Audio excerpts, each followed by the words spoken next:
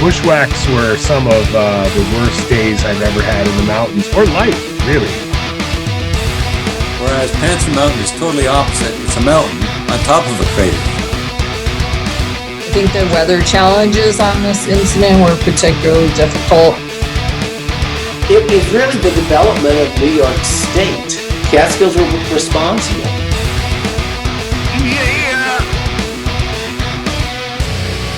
Now you're listening to Inside the Line, the Catskill Mountains Podcast. Always have a good time, especially when we're talking about my stuff, man. This episode's all about me. That's weird. Yeah, you're all jacked up for this tonight. I am. With a big grin on your face. Must be something special. I don't know what you did, but I didn't see a lot of posting. Maybe it didn't go as well as you planned. It did. Maybe the accommodations sucked and you wish you had just stayed home and did like yard work, something like that, like a Sean Iannucci vacation. I had hours to kill. I was going to mow my lawn. That takes about 45 minutes to mow. So I haven't mowed in 2 months. Well, yeah. I mean, it's turning with one hand kind of, it's a little difficult. Oop, this is going to be another wide turn. No, I can turn with one hand. I just can't operate the zero turn. Oh, yeah. Just be going around in circles. Yeah. I'd have the most fucked up mow job in the neighborhood. You know, it'd be like tall grass, short grass, burned spots, stuck mower here. That would be good. What kind of pattern are you going for? What is this? It ain't a good pattern. Yeah. So episode 231 tonight, we will be talking about my trip in Vermont that I recently had, that I celebrated my 44th birthday doing. Just wanted to have some fun on my 44th birthday.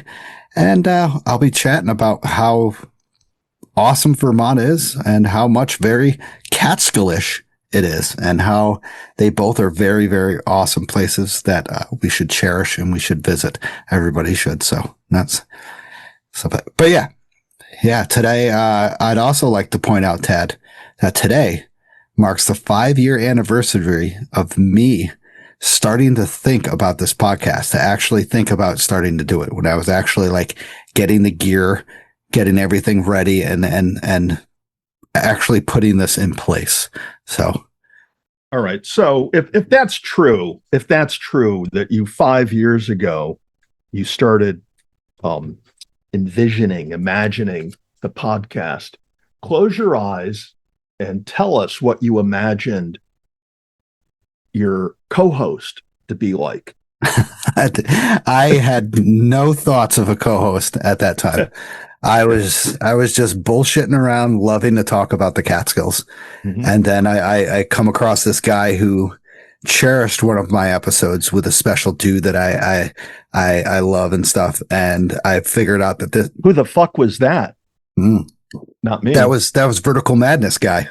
Oh yeah. You Alex. Yeah. Alex is cool. We need to bring Alex back on. That'd have to be an in-person interview, and that would be wild. Oh, okay. But yeah, I mean, but you contacted me. I'm like, this guy knows a lot about the Catskills, like fucking a lot. Let's get him on the show and let's get him. That's my co-host. You know, the one thing I don't know about the Catskills, how not to fall at the most inconspicuously non-technical and in the most safest spot in the Catskills. I don't know. I don't know how to stand on my feet there. Technical spots, sketchy spots in the Catskills, I do okay with. But you give me a flat rock on a trail, I'm gonna fall and bust my. That's very true. Cuff. So. I freaking roll my ankles when I'm like a quarter of a mile from the freaking trailhead. I roll my ankles in my Jeep before I even hit the trail. What the fuck? I rolled my last ankle roll I had was standing at the sign-in register on Giant's Ledge. Oh, ow, triggered. See how I wove 2 into that one. Now right? People are going to be triggered, kind of like, but anyway, so yay right, to the podcast. You're anxious to move along. I get it. No, I'm just 5-year anniversary of me thinking about this and thinking that it could actually do something to make a difference. And to be honest. Thank you all, everybody who has listened and stuff, because, it has made a difference. And I feel great about this. 231 episodes, and it's, I have no signs, no feelings of stopping. Like, I'm just like, this is fucking awesome. Let's keep going. So thank you to everybody who's listening, whoever's contributing to the show, whoever's talking about the show, meeting us and stuff. It's a great feeling. And I think we have something awesome going, and let's keep this freaking going. We're motivated solely by our listeners. Absolutely. That is perfection. Yep. But I'm also motivated to talk about mountain lion attacks. So, Tad, 2 weeks ago, was it 2 weeks ago or was it a week ago? A week ago, when we had David on the... Yeah, it happened 2 weeks ago, but I think we brought it up last week. Yeah, so. We brought it up. I noticed, I wanted to see if it would get a little bit more background information about the mountain lion attack up on, I'm guessing it was Southwest Hunter, that the person said they were attacked by a mountain lion and they needed a rescue. Now, all of a sudden, every goddamn news place is posting about this. And there's this one person who posted about it and truly believes that it was a mountain lion attack. And he's he's gained, in the past year, the person has gained a lot of followers and stuff with his, I'm not going to name anything, but you can probably see my comments on there, but just his AI use bullshit that I'm sick and tired of. But he's 100%, just always agreeing with everybody on the post. Someone posted a picture of a cat, a house cat perched on a little tiny rock. And it says, I saw this mountain lion off of my Ring camera. Is that a refill from the missus? Me? No. Damn. Okay.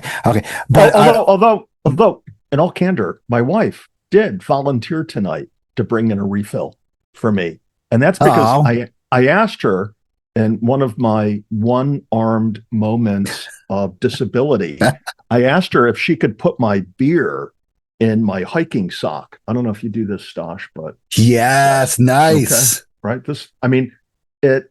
It tastes twice as good after you pull it out of the sock. So she made fun of that. She said, I could just bring you in.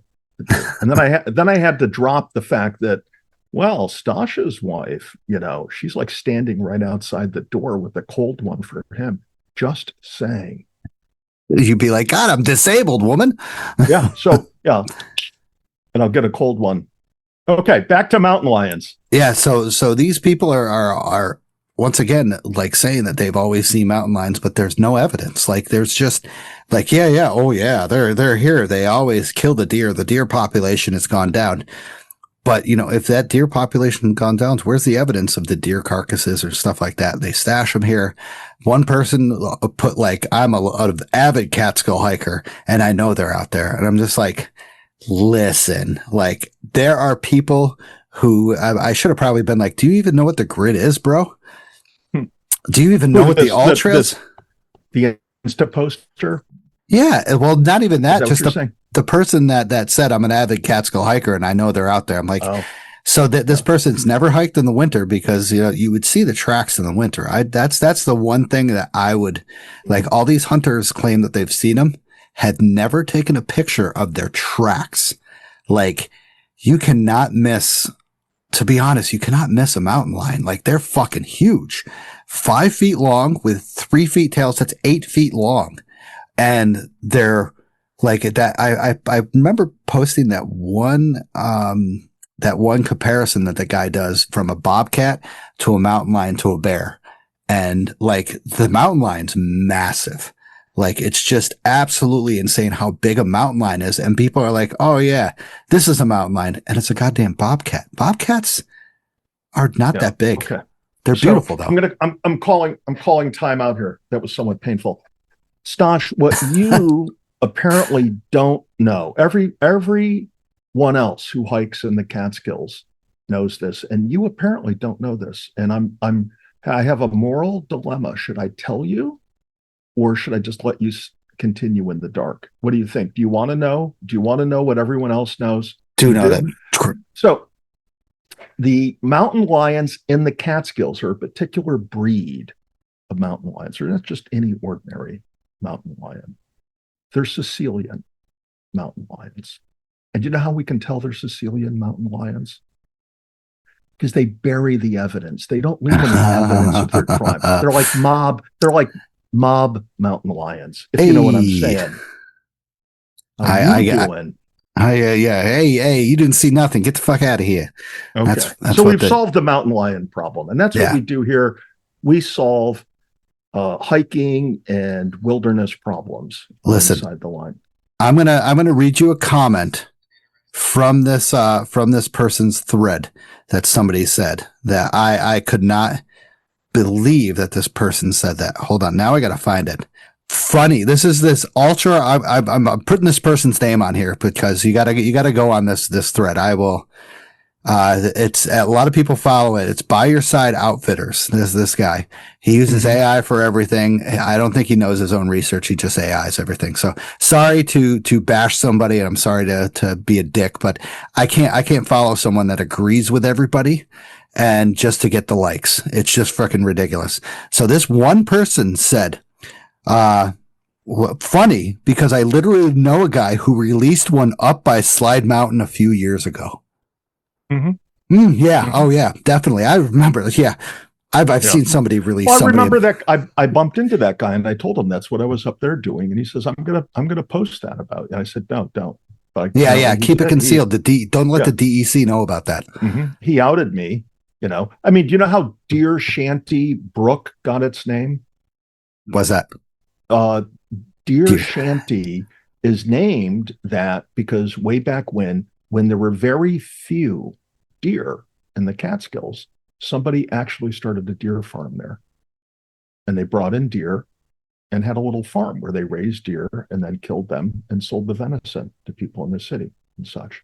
Deer Shanty Brook. So if Deer Shanty Brook was one of these places where deer were reintroduced into the Catskills for breeding and repopulating the area, don't you think that's where I would bring a mountain lion or two?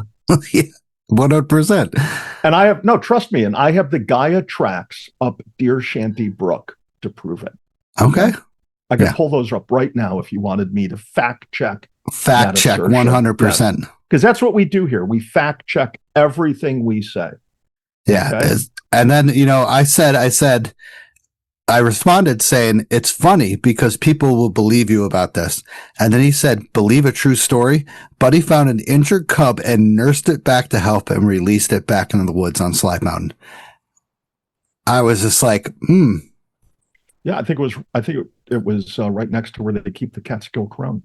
Yeah, right? Exactly. So once again, it's just funny how we brought this up a week ago. There's like it gained a little traction, but all of a sudden everybody's talking about it, and I haven't even heard a DEC release about this. Yeah, everyone's talking about it because it was on the podcast. True. Okay. Up until then, only a few people had heard about it.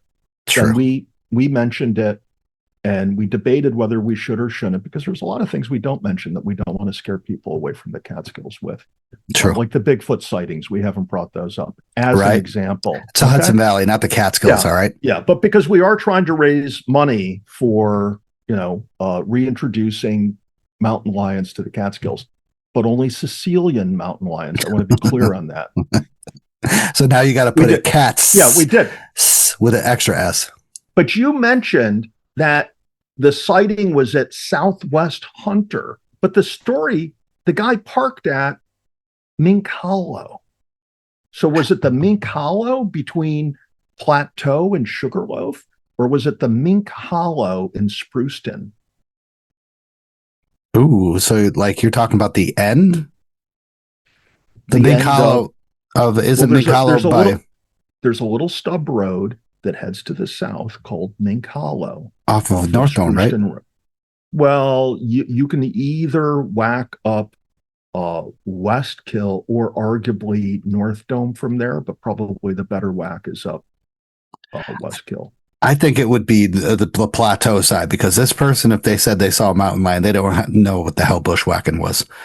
They don't even have a clue what that is. So we'll hopefully get more news on this. Yeah, but the time was also suspicious. The report came in at 11. Yeah. And the Rangers got out there at 3 in the morning. Was the guy doing like a full traverse of the Devil's Path? I don't know. There's a lot of holes in the story. But again, the fact that they haven't been able to verify any of this again, supports my factual claim. This was a Sicilian mountain lion that leaves no evidence. And I gotta see, I timestamp all this stuff. So I know when to put this on our freaking like little clips that I make. So I got Sicilian mountain lion. I like that. So moving on. So this is actually gaining some big traction in the Catskills. So there is a proposed solar project in the Hudson Valley, Sullivan County area that's drawn concerns. Now everybody has marked this as the Catskills. I really don't see this area being as the Catskills. It is kind of like the Never Sink unique area, but this is outside of the Catskill Park and such. But it is down in Sullivan County, and we are looking below. I was looking this up. Hold on. Looking below Monticello. Right below Monticello is a massive proposed solar project. Now, a 200 megawatt solar facility with a 100 megawatt battery energy storage system, more than 1,200 of acres across Thompson and Forestburg, the towns, located near the Marcy South transmission line. So this, once again, was proposed around here to make it easier for them to transport the electric. Now, we all know, being New York residents and stuff, if you're New York residents, we have proposed in the past, 10 years of being a little bit more climate friendly, to get more solar power, to get more green energy and stuff like that. But this is kind of going a little bit too fucking far. I mean, it has environmentalists versus environmentalists, because we want green energy, but this is going to freaking rip it up. As in, the project says that it's in an area, very sensitive area of 133 wetlands, 83 stream segments, 27 vernal pools, and 9 ponds. Definitely people around the area were worried about impacts of wildlife, forest habitat, the look, stuff like that. Protected lands. The Never Sink unique area is only like, I heard, like 500 feet from where the proposed end of this is going to be. And if you look it up on the maps and stuff like that, there's one thing that stands out that is really, really odd. And this is a lot of people are questioning, is that there's a guy named Walter Garigliano, whose company. Garigliano. Oh, this is nice. Tad apparently knows about this. So are you located in this area? You know about this, right? Well, I know the area reasonably well. Okay, so he owns a lot of this that's going to be leased, and apparently he serves as the legal counsel for the Sullivan County Industrial Developmental Agency, IDA, and it's definitely raising concerns from the locals. Now, a lot of locals, once again, are against most of what's going on, and I got to admit, hearing around the social media chirping and stuff like that, everybody is against a lot of this stuff that's going on with these solar panels projects, because we are taking out, once again, as we see with this, wetlands, forest preserves, stuff like that. And it's just shit's hitting the fan, and people are proposing this. We're seeing about, they're having town, like meetings and discussions about it, where the whole place is filled and there's people outside, and they have to basically somehow figure out how to broadcast that outside of the place so people can file up. So there is a office called in New York State called New York's Office of Renewable Energy Siting and Electric Transmissions, which is called transported into ORES, ORES. Now, if you look that up on the internet right now, they are not in good terms with the residents of New York State.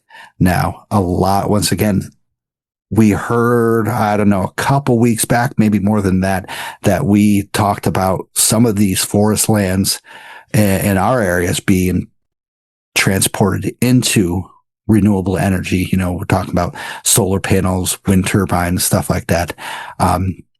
And it has not been good so far. So one thing that I looked it up, I sat and I checked this out a lot on Google Maps and stuff to see where the project lies. Is it state lands? Is it town lands?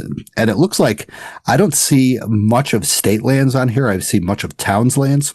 But if you look at it from a perspective of Google Maps, where this is proposed, it looks like all of a wetland, kind of like a marsh area that is going to be turned into I don't know what, solar panels, sediment dropping stuff, building stuff.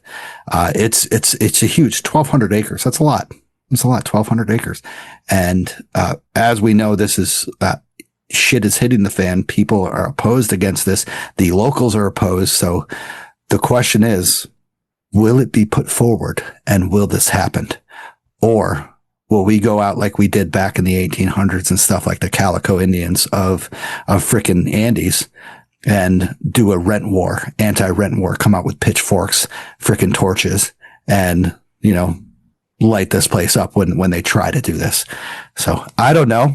I'm ready to go with the residents. I'm all for green energy, but this is a little bit excessive. There's better ways to do this, but it's like we've already, like Tad, the city areas, we've already lost trees and everywhere. Like all these frickin' places are becoming warmer and warmer because there's no trees left to have our shaded areas of our towns and stuff. And we're seeing it everywhere. So this is not a good idea. This is just stop, New York State. Fucking stop. I'm sorry. So you understand this to be a solar farm. And what else is part of the project? What else? Like, the BESS, BESS, battery energy storage system. Okay. Comes with a huge lithium battery storage system. And in general, do you know what a fire department's instructed to do with one of those catches on fire? Let it burn. Let it burn. Yep. I own an electric vehicle, Tad. Let it burn, brother. Yeah. So if each component, and I forget how many megawatts are in a unit, which is generally a steel unit with a cooling system attached to it, yada, yada, yada. As long as the fire stays contained inside that particular unit, it can burn out in 12 to 48 hours, depending on a number of factors. The problem is when more than one unit catches on fire, right? Yeah. Because the emissions are highly toxic, and depending on the wind, they either disperse quite rapidly or not, or something in between. So that's another unique component with what is being proposed, is it's not only a 1,200 acre system, but it has this massive battery energy storage system, which presents its own set of unique risks and things of that nature. But stuff like this, this is all inevitable, that you're going to have systems like this placed under or near PASNY, or what is more commonly known as the Marcy South Power System, which generally brings power down from Canada to the New York metro area. Yeah. So you talk about the battery system and stuff like that. So my Tesla is a 72 kilowatt battery. Mm-hmm. So that transports, like you calculate that, and that is for a megawatt. 72 megawatts is 72,000 kilowatts. So this is that's 3/4 of 100. So that is 72,000 Tesla cars that would catch on fire if it would happen. Mm-hmm. That's a little extreme. You know what we call that? 72,000 Teslas on fire? We call it a start. We call it a start. What do you call 10,000 lorries at the bottom of the sea? A good start. That's you bastard. I knew that. I'm only joking. I think EVs play an essential role somewhat in the future. Well, obviously that technology is bound to get better. That's what we've seen in our lifetimes, is just huge advances in technology. And we need to embrace that. We need to not only be consumers of this evolving technology, but we need to pump research and development money into it. And so in 10, 15 years from now, we'll look back and say, wow, we've really come a long way. Remember when cars used to have lithium batteries, and now they have something else, which is presumably much better, much more easier to recycle, less toxic on the environment. typically what happens. We look at what's happened with diesel motors over time. We look at what's happened to gas motors over time. But now that we have AI and all this computing power, let's not direct it at slick images of mountain lions in the Catskills. Let's direct it at making EVs better. Let's direct it towards making battery storage better. Stuff like that. And let's also pour it into, making podcast hosts sound better with better questions, True. Things like that. So now, Tad, why not take, parking lots and stuff like that and put EV panels over it, or, buildings you show me a 12,000 acre parking lot. And True. I'll show you a 12,000 acre parking lot with battery panels over it. One of the other things that's going on in Orange County is Walmart, a company that you're somewhat familiar with, is proposing to build a 1.x million square foot distribution center. I think it's a last mile fulfillment center down here. Wow. And part of the project will entail significant solar power. We have another manufacturer down here in Orange County. They make corrugated box. Some people call it cardboard boxes, but people in the industry call it corrugated boxes. And they have a huge solar field around their building to draw power from. And the part of the evolving technology is, like we talked last week with David, and how they wanted to deface Storm King Mountain by making a hydro storage generation facility out. It was proposed near Friday a couple of years ago, where they literally pump water uphill from the Hudson River, store it overnight, and then the next day they drain it, going through hydro turbines to create electricity. It's a primitive style battery storing the energy is with water and gravity. So now we have these battery energy storage systems that kind of level out peak periods drawn on the grid during the day. That's the future, right? At least for now, because that's what the technology is leaning into. These things hopefully become more safer, less toxic, But David made a good point that, once again, we rebelled against it, that the community rebelled against it and didn't get passed. So maybe let's hope this happens and we can come up with better solutions. I'm sure there'll be lawsuits over this thing up in Forestburg in the town of Thompson. Oh yeah. It's once again, the internet is a great thing with, we're talking about like AI, like areas and the water and stuff, what's going to happen with the water, with the solar panels and stuff. Like I see down near where I was, when I was driving towards Albany, I saw a huge place being put with concrete, and I wondered what it was. And I finally found out that it was an Amazon distribution center. And I thought it was at first a solar panel area. And I'm like, that's huge. So hopefully Amazon will be smart enough to put fucking solar panels on the top of their roof to have that energy. I mean, I know the sun isn't that crazy as it is out west and stuff. And we get it from time to time, but so we just will hopefully see some progress in the future. If you're against this, stand up for it. Stand up for your town, or not even your town, and show up for your towns. Let's work together to make better solutions of this and have a fucking better lifestyle for our environment, because I know you all care about the environment, and I do. So, I'm willing to stand up and to preach and teach. So we'll see. We will see, but wanted to bring everybody's attention. Let's go. But Ted, you brought this up to me. I saw a couple bears over the weekend. It's apparently a bear forces the closure of campsites in the St. Regis canoe area.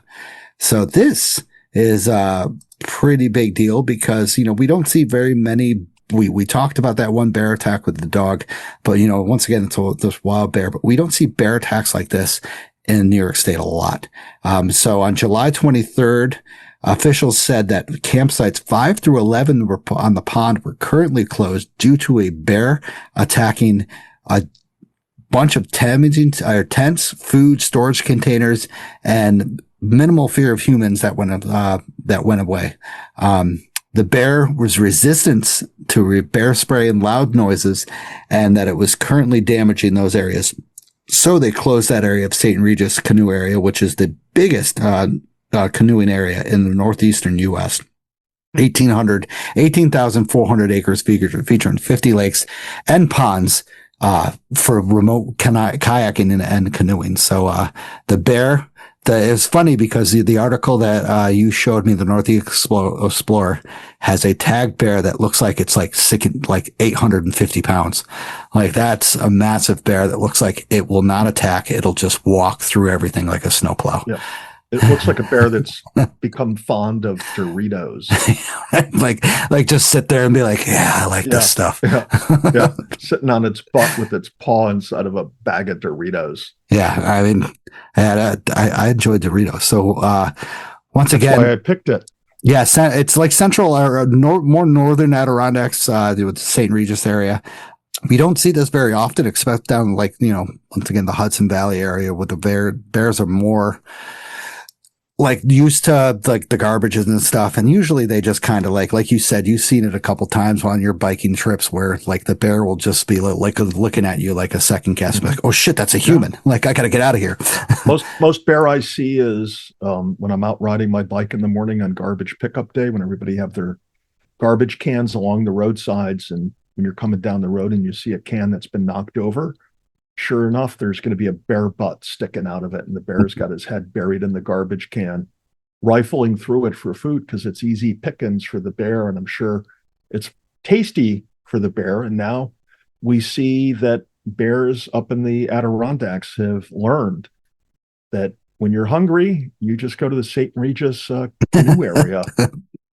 And it's like a smorgasbord for them, and all you can eat smorgasbord. And then you get, it doesn't take a lot, but you get a few campers who don't know how to protect and segregate their provisions. This is what happens. The bears hunt around.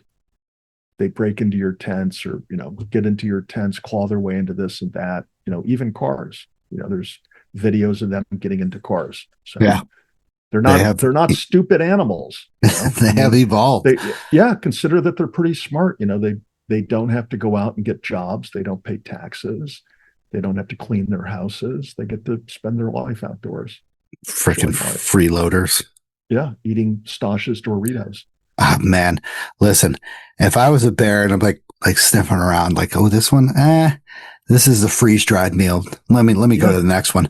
Which would you rather have, some huckleberries or a peanut butter and jelly sandwich? I don't know. The Doritos with kind of Oreos and stuff like that. Like, once again, that picture of that bear looked like he was enjoying those Oreos thoroughly. Yeah, and then people will start feeding them. Or it's like, oh, that's cute. Let's throw him this, and they'll throw the bear something to eat. Yeah, I mean, it's crazy, the Torons that we have. So, but anyway, all right, rolling along to the amazing people that support the show, like Chris Gerbian, Eric Rosario, Scott Nichols, John Comiskey, Mikey S., Desert City Radio, Henry Burmeister, Vicky Ferrer, Jeff Jotz, David Oliver, Betsy A., Denise W., Vanessa, and Jim C. Thank you much for supporting the show. Love you guys. And once again, it makes a whole difference. After 5 years of thinking about this, I'd never thought it would be this awesome. So the one thing I do want to point out that I guarantee that doesn't happen is David Oliver, that supports the show, does not listen to the show. That is a fact. And we will find that out after this. What? Why is that? It's because he's a friend of mine. He says he loves the show, but I know he doesn't listen to it. Okay. So we'll see after this episode if he listens to it. So gotcha. It's a test. It really is a test. So anybody who knows David, tell him that he was a shining star on the show on this episode. But I mean, let's point out the shining stars like our sponsors. Outdoor Chronicles Photography. Molly from Outdoor Chronicles Photography specializes in adventure elopement and adventure couple photography in the Catskills, Adirondacks, and the White Mountains. She's an officiant for getting married, a licensed guide, but most important, she's a story maker. Molly won't just give you photos, she'll give you memories that will last forever. Don't hesitate to get a hold of Molly on all platforms. We need to get Molly back on the show. We need to have her back on the show for an interview about her stuff. So she's had amazing stories. So check her out on Outdoor Chronicles Photography. Also, check out Trailbound Project. Have you ever wanted to learn more about hiking or backpacking, or even just brush up on some of your old skills in the backcountry? You need to check out Trailbound Project, a hiking and backpacking school. Scott and Joe from the New Jersey Search and Rescue Team have amazing backgrounds in wilderness first aid, wilderness first responder, and the Mountain Rescue Association, and they are here to teach you old and new skills of hiking and backpacking. They teach anything from first aid, map and compass, and many other skills that can help you and others out the trail. Check them out on their website and social media platforms. Once again, saying after 5 years that we would have sponsors on this is just insane. Molly has almost been with me since the beginning. We used to have Sarah Bacon from, oh my God, Scenic Outdoor Guiding. She used to be a supporter of the show. I really thank her. What happened? She canceled it? Yeah, that she went up with the 4-6er guy and Slasher. She's just like, you're nothing compared to those guys. So, I'm going to stop looking her stuff on Facebook. I'm defollowing her. Sarah's awesome. So, check them out. Check all our sponsors out. Doesn't matter previous or past or present. They've all been awesome. You've all been great supporters of the show and really appreciate it. So, speaking of that, Tad, do you got something to crack open? Yeah. So you need to cover me for a second, because I have to one-handed do my turn off my sound. All right. So hold on. I'm gonna crack it open. This is for thank you, Katie, for this and for a happy birthday. Really appreciate it. Here you go. Thank you, Katie. Totally legit. Okay, I'm gonna try to do this. Holding it up near the microphone is the challenge. Ooh. Did I pull it off? You pulled it off perfectly. Nice. Good job. Tad's doing that with one arm, and it was like a bartender, like ha, look at what I got. Yeah. Nice. But it's only a 12-ouncer. That's all I can do right now. Doctor's orders. I can only pull down a 12-ouncer. No pints for me. All right. Make sure your audio settings are back to normal. Oh, yeah. I think they are. No, I don't think. I think I need to send you I'm sending you a new mic for our 6-year anniversary or whatever, 5th-year anniversary. But anyway, Katie, Henderson Hikes gave us a hard cider for my birthday, for my 44th birthday. And I got a cider from up in Vermont called Stowe Cider, a ginger hard cider. So thank you, Katie, for supporting the show. And I really appreciate it. And we love hearing your stories of your bounce back from that injury that you had up on Dry Brook Ridge. We love hearing about that. Yeah. Yeah, she's out there hiking strong, and it looks like she's got her mental toughness all built up when you see what she's out there doing. A lot of rock scrambles, a lot of really, really steep inclines that she's going up. So it's good to see. I'm sure there's some unsettling moments for her, but it looks like she's pushing through all that and having a great summer. Hell yeah. Yeah, and this is Stosh. This is where I point out, I just realized unintentionally, you have a cider from the state of Vermont, and completely coincidentally, I have a beer from the state of Vermont. No shit. Okay. Well done. A zero gravity, brewed in Burlington, Vermont. I'm drinking the Conehead, which is advertised as their kind of traditional IPA, low bitterness, highly drinkable, not a lot of bite to it. So the Zero Gravity Conehead IPA from the home state of Bernie Sanders. Oh, Bernie Sanders. Yeah. So now, did you plan this, or was this just... No, I told you it's just complete. You mentioned that you had this cider from Stowe, and I'm like, wait. I bought like a 12-pack of Vermont beers this past week. And yes, this is one of them, the Conehead. It's got like on the side where it has the barcode, it's like it's done in the state of Vermont. See the shape of that? Nice. Does yours have the maple leaf on it? I didn't realize that was like a big thing. No, I don't. No? Well, then yours isn't legit. No, it looks like it has Mount Mansfield in the background. So that's legit. Well, that's Stowe. You don't get much more Stowe than Mount Mansfield. Correct. So awesome. So now let's move on to Are You Really Outdoors? So once again, mention the podcast on one of your posts, one of your hikes through social media, and we'll chat about in the show. Tag us by typing at ITL Catskill, MTM podcast on your post. First and foremost, good old Tracy. Pink Pony 18 was up in the Mary Glen Trail enjoying Ashley Falls and Ledge Falls. Looked like beautiful times. They were both flowing. Do you call that Ledge Falls? No. You don't? Okay. I do. It's a massive ledge with waterfalls. I call it Tracy Falls. Tracy Falls. That's good enough. I like it. Also, Chrissy G says she is still healing from the Lost Clove Trail.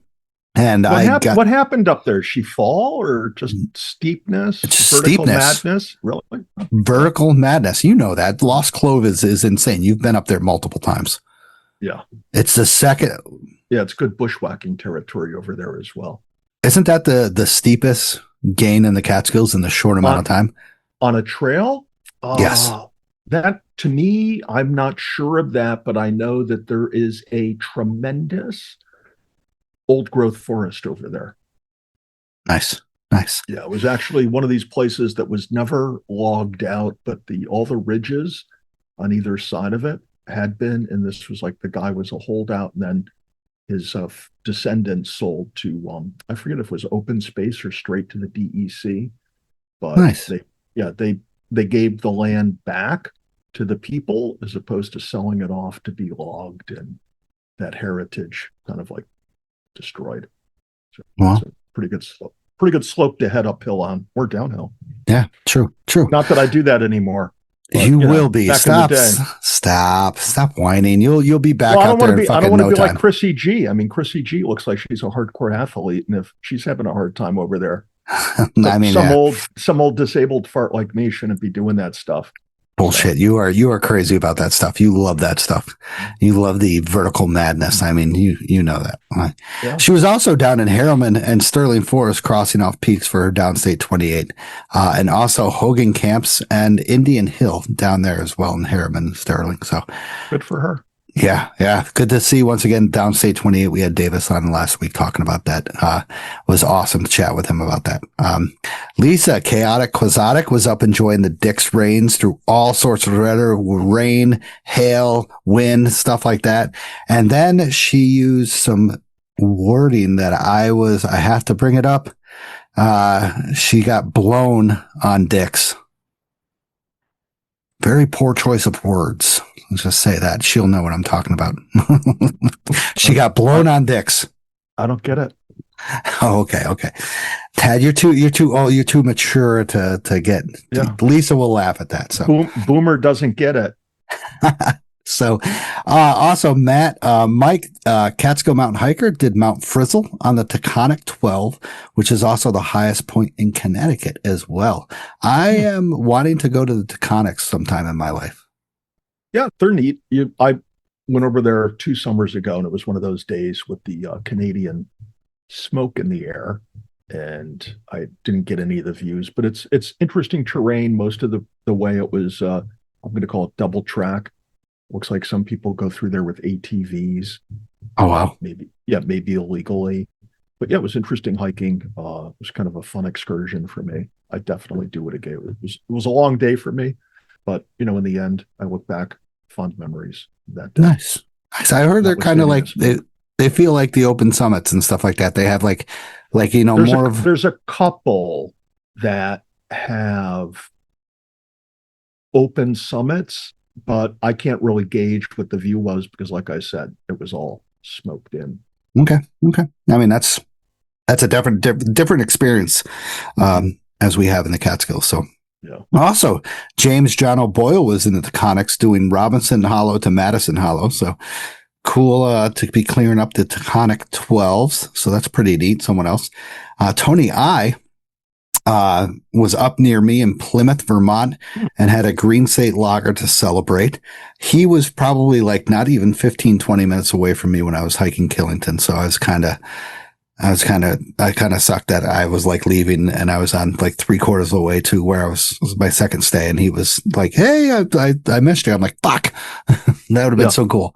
Yeah, and ironically, you reposted his post of his can of Green State Lager, which is a beer also by Zero Gravity.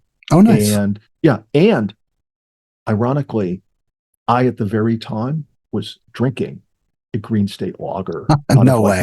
My multi-pack that I just mentioned that I got from Zero Gravity. So no shit. Pretty interesting. Wow. But it's not bad. It's not a bad beer. I enjoyed it. We are shifting this to... The only problem is it was like 4.0. Oh. Right? Which really begs the question, right? Are the calories worth it? Are the calories worth the buzz?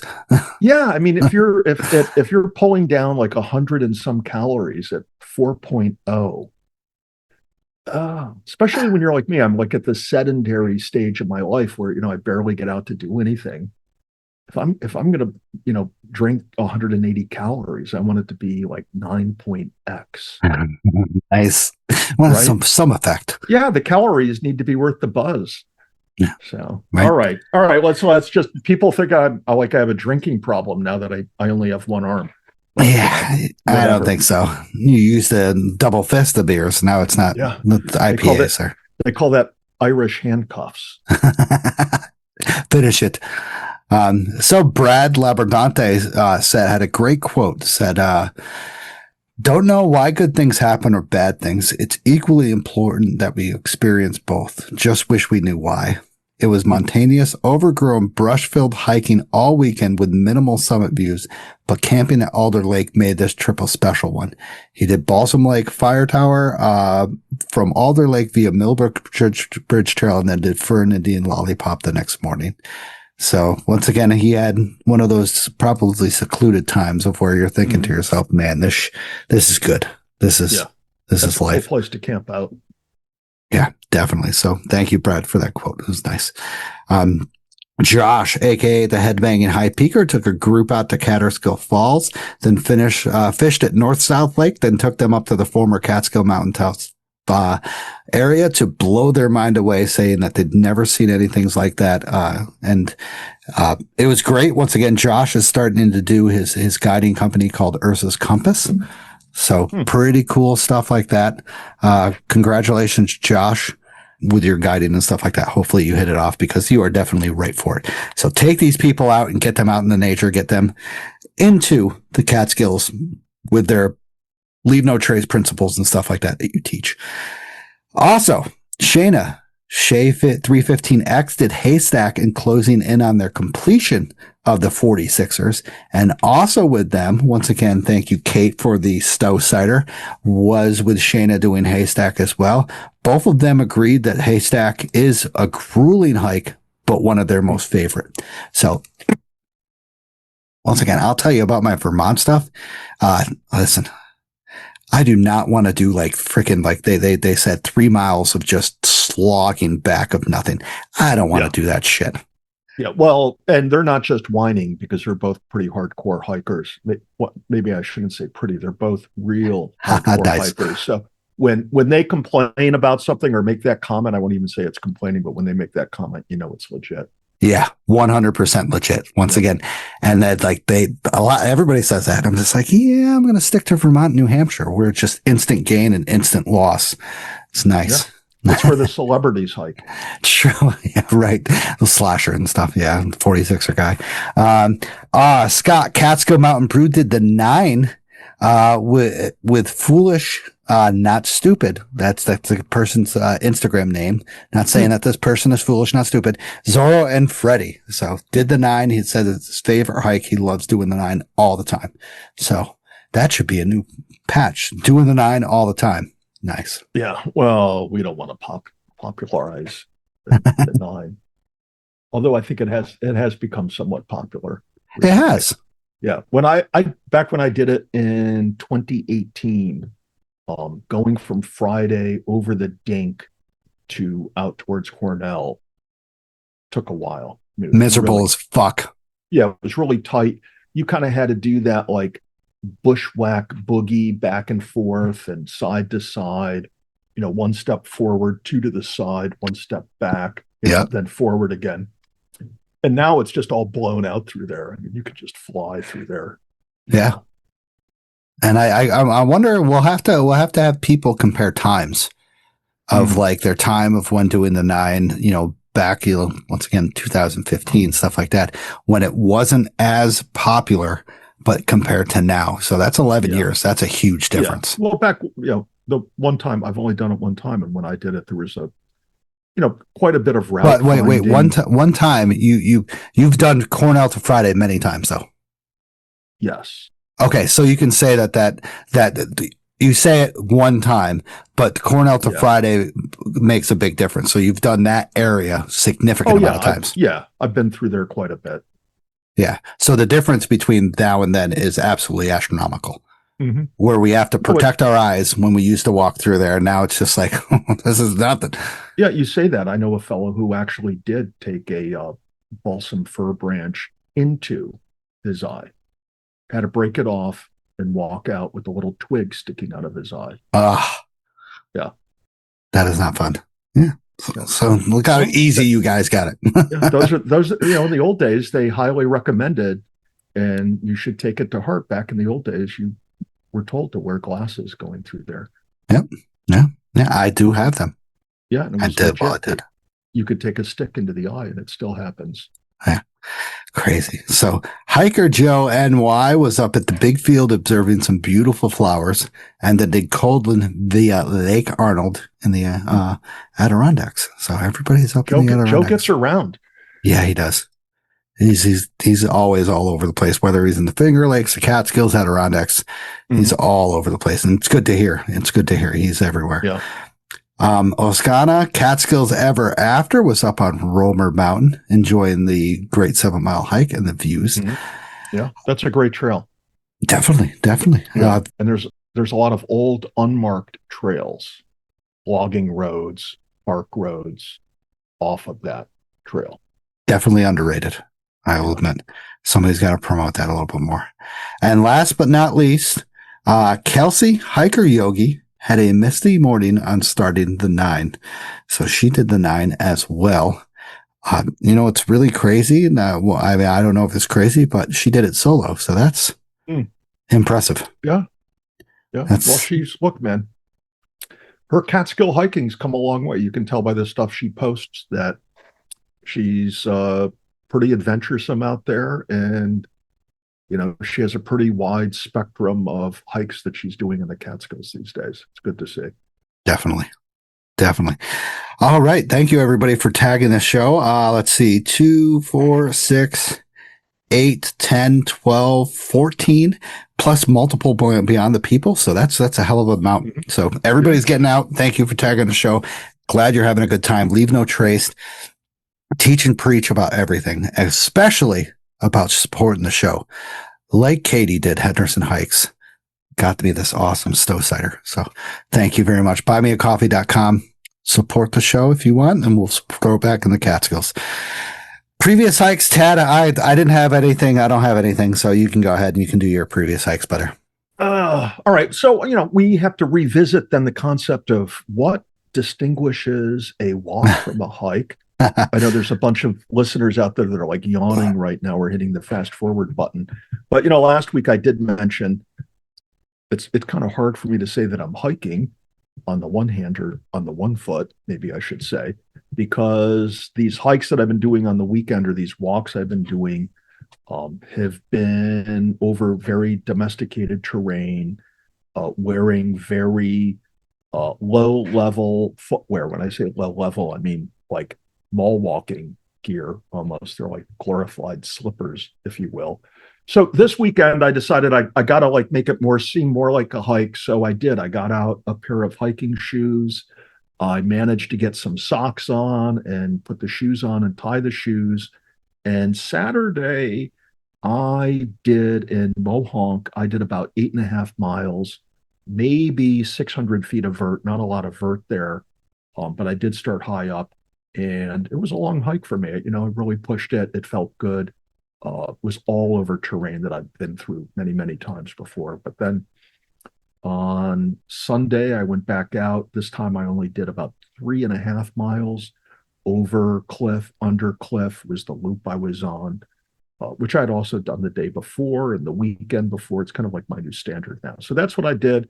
It's interesting. You get out there really early, as popular as that place is.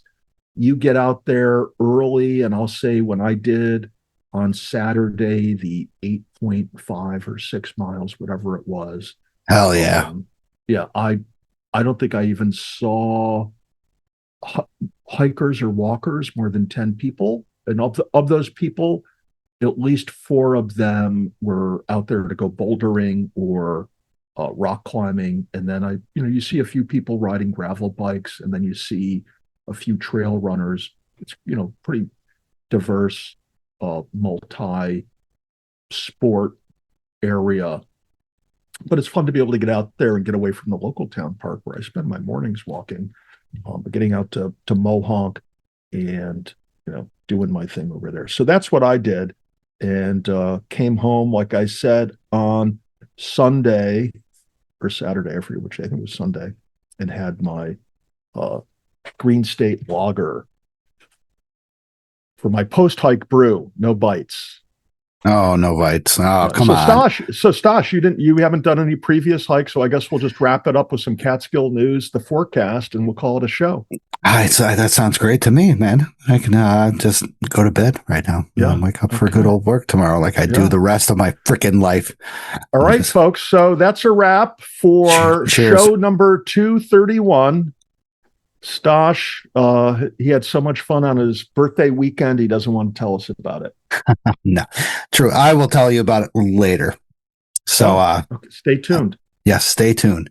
So once again, Catskill News, volunteer, 3500 Club, Catskill Trail Crew, Catskill Mountains Club, Visitor Center, Jolly Rover Trail Crew, Bramley Mountain Fire Tower. And if you need stickers, get a hold of me. I will send them to you for free or stop at Camp Catskill. Yes, for free.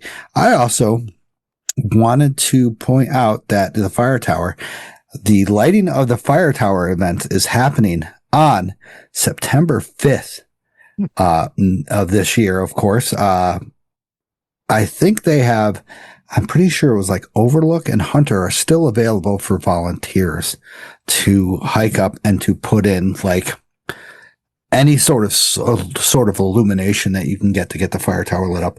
And I got to admit, last year when I went up to Bramley with Darren, my buddy Darren, it was absolutely phenomenal to see. We could see Balsam Lake. We could see Mount U. I think we could just barely see Hunter. So you're saying you get to bring your own illumination to light up the fire tower? Correct. It's got to be battery operated, of course. Yeah. So with today's technology, you can bring up some truly hardcore equipment to light this thing up. You could probably almost melt the fire tower. Well, a lot of in the past experiences, I know that people have brought up like Christmas tree lighting. Like they've done the solar power before, and they've wrapped the Christmas tree lighting in the fire tower. So it's been actually absolutely phenomenal. Huh, that's interesting. Oh, and speaking of the fire towers, Ted, I got to talk to you about something in a little bit. So apparently, Lori Rankin is having a chat with the Catskill Center and the DEC about the cabin up on Balsam Lake Mountain, and she does not know what's going to happen. She doesn't know, like they said, the future recommendations of the fire tower cabin. They don't. She has a feeling that it might be destroyed and it might need brought back to life. So stay tuned next week, because Lori is definitely giving me some inside information about this. And once again, we might need help hauling that stuff out that has been there for generations. That they want to destroy or something. I don't know. It's fucked up. Anyway, sorry to bring that up, but once again, September 5th, lighting of the fire towers event. It's a cool thing. It's a cool event. I once was on Giant Ledge checking that out, and saw Overlook, Mount Tremper, and Hunter all at once. So you can see them at multiple areas. You just got to get the kind of right orientation with your directional findings, and it's fantastic. So and keep the hard ciders and IPAs to a minimum. Correct. That's key. Okay. I would say correct. So, yeah. So How about, Ted, we break it into the inaccurate weather forecast? Here is your weekend weather forecast. This weekend looks to be an okay weekend, but just remember, some serious flooding happened in the Catskills. So be prepared for erosion, mud, and pretty much a lot of different things because the flooding was pretty serious. On Friday, July 31st, expect clear skies in the morning with possible rain showers in the afternoon, a high of 66 at the summits, a low of 64, and a wind chill in the morning down to 50 degrees. On Saturday, August 1st, it's freaking August already. Ugh, disgusting. Expect clear skies in the morning to some clouds in the afternoon, a high of 68, a low of 63, and wind chills only dipping down to 61. Wind chills playing a crazy factor. There better be wind. Freaking love wind. On Sunday, August 2nd, expect some clouds in the morning with possible rain showers in the afternoon and night, a high of 64, a low of 61, and wind chills going down to 57. It looks like the wind is going to get high on Sunday.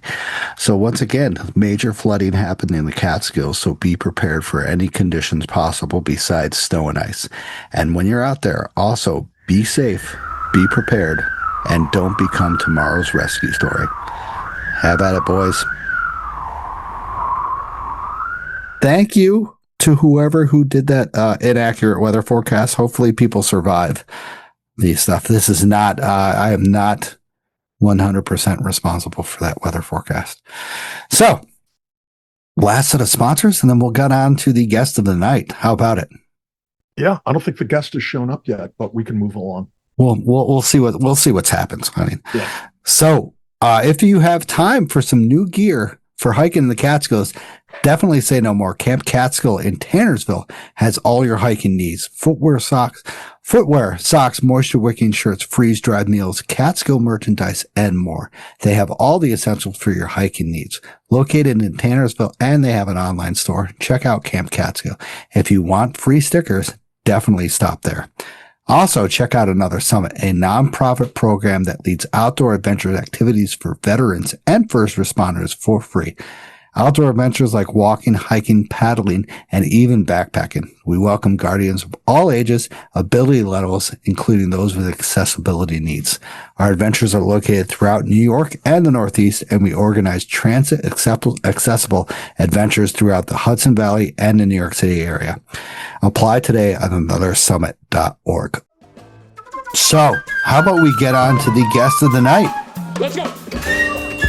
They're not even here yet. Where's the guest of the night? We gotta wait. Well, hold on. Let me. You might have to stand in, Stosh. The pressure's on. Shit. Gave him the wrong time. This is ridiculous. All right. So we gotta shut this down. Next week will be no. All right. So guess the night is me. Yeah. All right. So why don't you start off with tell us a little about yourself, what your name is, your background. And rumor has it you have a podcast. Why don't you tell us a little bit about the podcast? All right. So my full name is Stanley Stosh Charles Russian Jr. A junior. Wow. I am a junior from upstate New York, Otsego, New York, a population of 400 people. No, that's how upstate I fucking am. Like people say it's central New York, but I am upstate. Like I seriously watched the shit spreader in our backyard spreading shit. It was phenomenal. A good life. I have the same thing. Does that mean I'm not downstate then? Yeah, but you do not. You know, you do, I live right next. What do you call a vineyard? The honey vineyard. Yeah, honey wagon. Yeah. Okay. All right. So you have a podcast. Tell us about the podcast.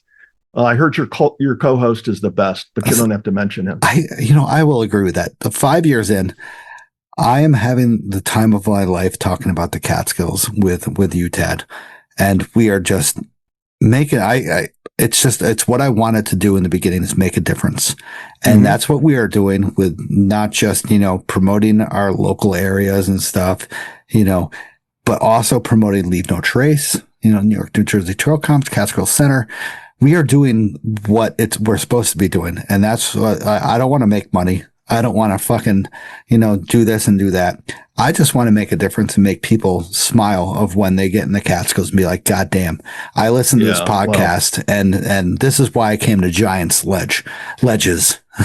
Well, I'm going to have to call you out on that. But before I call you out on that, I am going to point out that we're like 2 years in a row voted the best by our hardcore listeners. But when you say you don't do it for the money, I think you've mentioned 3 times tonight that you're drinking a hard cider that Katie bought you. So you are profiting by this podcast. And you do say, I'm going to call you out again. You do say you love the Catskills, but for your 44th birthday celebration, where did you go? First and foremost, we have an explanation coming. This was a 4-pack. So Katie paid for one of these, not all 4. Yeah. So once again, I paid for that. The rest not of the that money we're calling her cheap. But for my 44th birthday, I was seriously like, for my 40th birthday, I can remember that I did Mount Marcy. And I was just like, I was so happy. I was like, for my 40th birthday, I'm actually doing something crazy. Going up to the highest peak of the New York State area and one of the highest peaks in the Northeast. And I was just like, for my 44th, I want to go up and, to Vermont and maybe do a couple of the high peaks up in Vermont that are above tree line. I love above tree line. I love getting that experience of 360-degree views. You know me about views. Mm-hmm. I am all about the views. Like, I am not one to cross off the list and stuff like that. I just want views. So I was like, yeah, why not? A couple weeks before my birthday, I was like, I want to go back up to Vermont. Like Jessica, like, you want to go? And she was just like, well, Dahlia, our dog, has a torn ACL. So it's really tough it's not tough to take care of her, but like, I don't want to barricade her downstairs and not have her go upstairs. Like, we carry her upstairs because like at 13 years old, a torn ACL is huge. Yeah. Like, it doesn't matter if you're human or if you're a dog, like, that's big. So I was just like, do you mind if I go up to Vermont and, do a couple more high peaks and, get above tree line and stuff? And she's just like, not at all. So, I did it. And then I was just like, what would you feel if I, went up there and car camped? And she's like, excuse me? I'm just like, I'm going to live in my car for 3 days. Does that be bad? And she contemplated it and was questioning me. And then, it was a good idea. And we went with it. So I was like, yeah, why not? Why not go? I know I've been to the Catskills thoroughly. And I was just like, why not go back to Vermont? Vermont is very, very, very, very, very similar to the Catskills, I would say. In terms of remoteness, hills, I would say the Vermont peaks are a little bit sharper. Let's just say that a little bit. I mean, Tad, you've skied up there many times, right? Yeah. Yeah, they're sharper, right?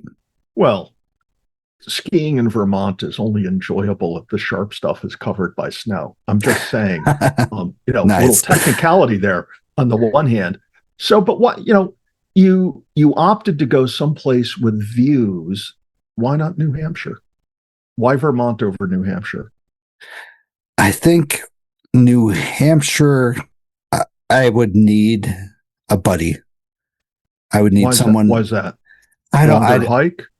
I would say yes, and that I don't have longer hikes. I don't know. It's a longer drive, so it adds a couple more hours, and like 2 more hours with a drive from where I live.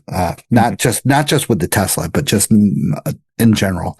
Yeah. And Vermont, 4.5 hours is where I could get to. 4 hours when I get to Killington. So 4.5 hours to get into the middle of the state, which is great. It's a fantastic drive, and remoteness as heck. I love the remoteness of Vermont. It's just, I drove through like areas. I took a video of it. I'll have to send you of I would say a Catskill Falls place. It was called Warren Falls. and it says no parking all over the place. What do you think they did? Yeah. So is that in Warren? Parking. Is that in Warren, Vermont? Right outside of Warren, probably like 5 miles south of Warren. Yeah. Is that on Route 100? Correct. Yeah. Okay. It's been a long time since I hung out in Vermont, but back in the day, I knew it like the back of my hand. Okay. I mean, you got to admit, skiing is the most popular up there. Like I stayed at the Sugar Bush Resort, part of it, and like down the road from Mad River Glen.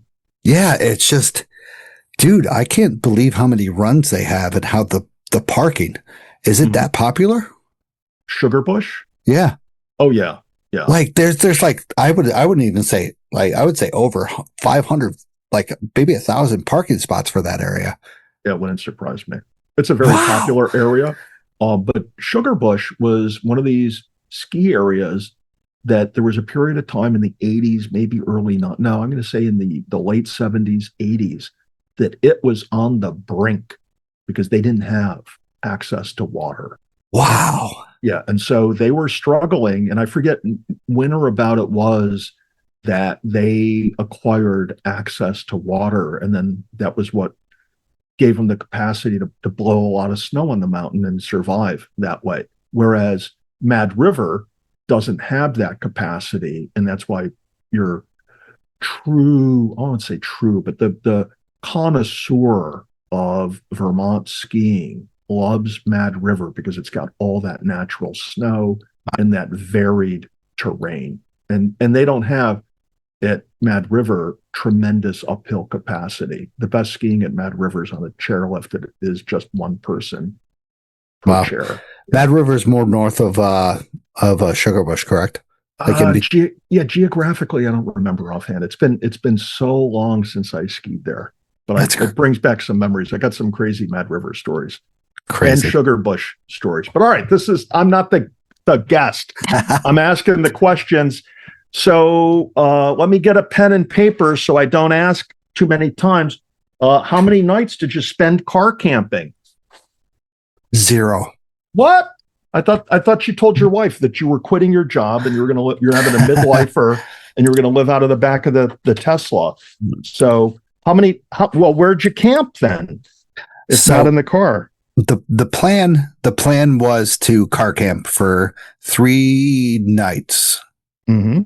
At the Sugar Bush Resort. So they have like plugins like for EVs, and I was just like, like who's going to stop me? Like it says no overnight camping, but I guarantee no employees would give a shit. Oh, so this was at the ski area itself. You were going to car camp. Correct. Sugar Bush has 2 resorts, one north and one south, and my first place was south. And I could plug in my car, and once again, like without gas cars, like if you idle, they probably will call the police and stuff like that. That's car camping. But if I'm plugged into an EV, I'm actually paying to stay there. So it's kind of like I'm camping actually there to pay. So I was like, why not do that? I could use air conditioning, heat, and I could just sleep in the back of the Tesla, which I've seen so many times of just folding the seats down, and there's a significant amount of room. Yeah. So were you actually set up to do that when you? Absolutely. I had everything. I set everything up. The only one thing that's going wrong with the Tesla right now is that I have a leak in my freaking trunk, and it's like a water leak. Correct. And it's become a problem. Like today I had to throw a freaking big sheet of plastic over there because we've had significant amount of rainstorms, and it actually got a couple inches in my trunk. There's a place below the trunk that had a couple inches of water where the battery is. Okay. Yeah. Correct. And it's static electricity. Don't know how to be done electric. But, so like I did that like research, and, people have done that, plugged into RV outlets and stuff like that, and lived off of a month of just being in their Tesla and stuff. So crazy. So what happened to derail the car camping plan? The 3 nights of, hanging out in the Tesla, streaming on Netflix and chilling to the AC. And that was the plan. Like, once again, you said I can watch Netflix. Stasha's idea of roughing it. I could watch Netflix from the car and stuff like that. But somehow I think we mentioned it in the last episode. Okay. And it got out to a family member's like cousin. And they said they had a condo available in New Hampshire that they rent out that wasn't rented out for like the past couple weekends. And I was just like, I'm sort of interested, but I really like my whole itinerary was not to pay. And they're like, we won't charge you. And I'm like, okay, yeah, cool. So I was actually excited for a place to shower, a place to set up my food and stuff, so I didn't look like I was homeless outside of Sugar Bush Resort, which is a bunch of prolific ski area, people, and they're dining in at this area of Sugar Bush, and I essentially like started off, and I was just like, okay, like I'll take it. And what's the catch in there? The catch is this was built in the 1980s and it has no air conditioning. And the windows all are in that kind of way of where you can't fit a fan in it. So good luck with getting any sort of air movement in there whatsoever. So the windows are tall. The windows are positioned in a certain way that you cannot put a fan in there to where if the fan were to blow wind in there, the cold air, it would hit up against a wall and just bounce right back out. So I'm like, that's fine. I'll take that. I really don't give a shit. Like, and that was the area it's called what was it called? The Bear. Oh God, the Bear Springs. Jesus. I was just there. Or the Bear Spray condos? Yeah, the Bear Pond, the Bear Pen. No, gotcha. No, I'm just kidding. But overall, it was a nice place, right? Oh, dude, it was fantastic. Hold on. Was it that warm inside at night? It was. Oh, really? So, unfortunately, I had no air movement whatsoever during those couple days, and that was it was called the Bridges, Vermont Tennis Club. Once again, the really funny thing down the road I see in the same area was called, the place that they were renting out was called the Horny Badger. The Horny Badger. The Horny Badger. I was just like, all right, this is going to be a little messed up kind of place. But the Horny Badger was over on the Dick's Range that weekend. Right. And I was just like, wow, all right. This is going to I'm connecting the dots now. Yeah. All but right. the funny thing is, it's like it was very, when I arrived, there was a lot of dogs there. There was a lot of kids. There was a swimming place. They have an outdoor pool, an indoor pool, stuff like that. So it was a lot of tennis courts and stuff. So it was like very New Hampshire-ish. And you had a place to like hang outside at night. Was it cool outside at night? It was not cool. No, muggy. Wow. Very muggy. Once again, no wind. I had no wind at all that whole weekend, and it kind of threw me off a lot. Yeah, and that's a buzzkill. Once again, it's like the windows, like if I were to show you the windows, like it's this old 80s style of where they're like, they're narrow and tall. Narrow, very tall. Can't fit shit worth in there. Yeah. And if I were like, once again, I'll show you, I should send you the way I had this rigged is I had a box fan put in the walkway out to the deck. And then I had a piece of cardboard angling the wind to come inside the house. And it was so you MacGyvered it. Right? I did. It was actually pretty good. I was just like, wow. Why'd you bring a box fan? They had a box fan there. Oh, okay. All right. That explains it. All right. So what night did you arrive or afternoon did you arrive? So my first day was to travel from Oneonta up to Killington and to hike Killington Peak, because that was another one on my list. I kind of did this for the Vermont 4Kers. Okay. So, how many are there on the list? 5. So there's Mansfield, Killington, Camel's Hump, Ellen, and then Abraham. So all above 4,000 feet. Once again, I'm not a lister, but I'm a viewpoint person. So okay, Killington was my first stop. So you get up there, what, Friday? Is that when you went up? Friday? I left Saturday morning at 8:30, I believe, 8 o'clock. So you're at Killington around 1? Yeah, right. Yeah, okay. Yeah. and would you take a ski trail up to the summit at Killington? You take like a hiking trail up? How do you get to the top of Killington? You ride up the chairlift? I thought about the gondola. They have a gondola at Killington. They do. So like Killington is, I mean, as you know, is huge. Yeah, the ski area is massive. A big, massive resort full of just everything, restaurants, just stuff. Trails are just absolutely insane, but they have dedicated hiking trails. They have, I'm pretty sure it goes to the F trail. So A, B, C, D, E, F, 6 trails. So I took the E trail going up, which is, they call it sophisticated, but not sophisticated. So I parked down at the end of the lot where there was EV chargers. So I had to charge, I got to charge. And once again, it's not for free. I had to pay. Mm-hmm.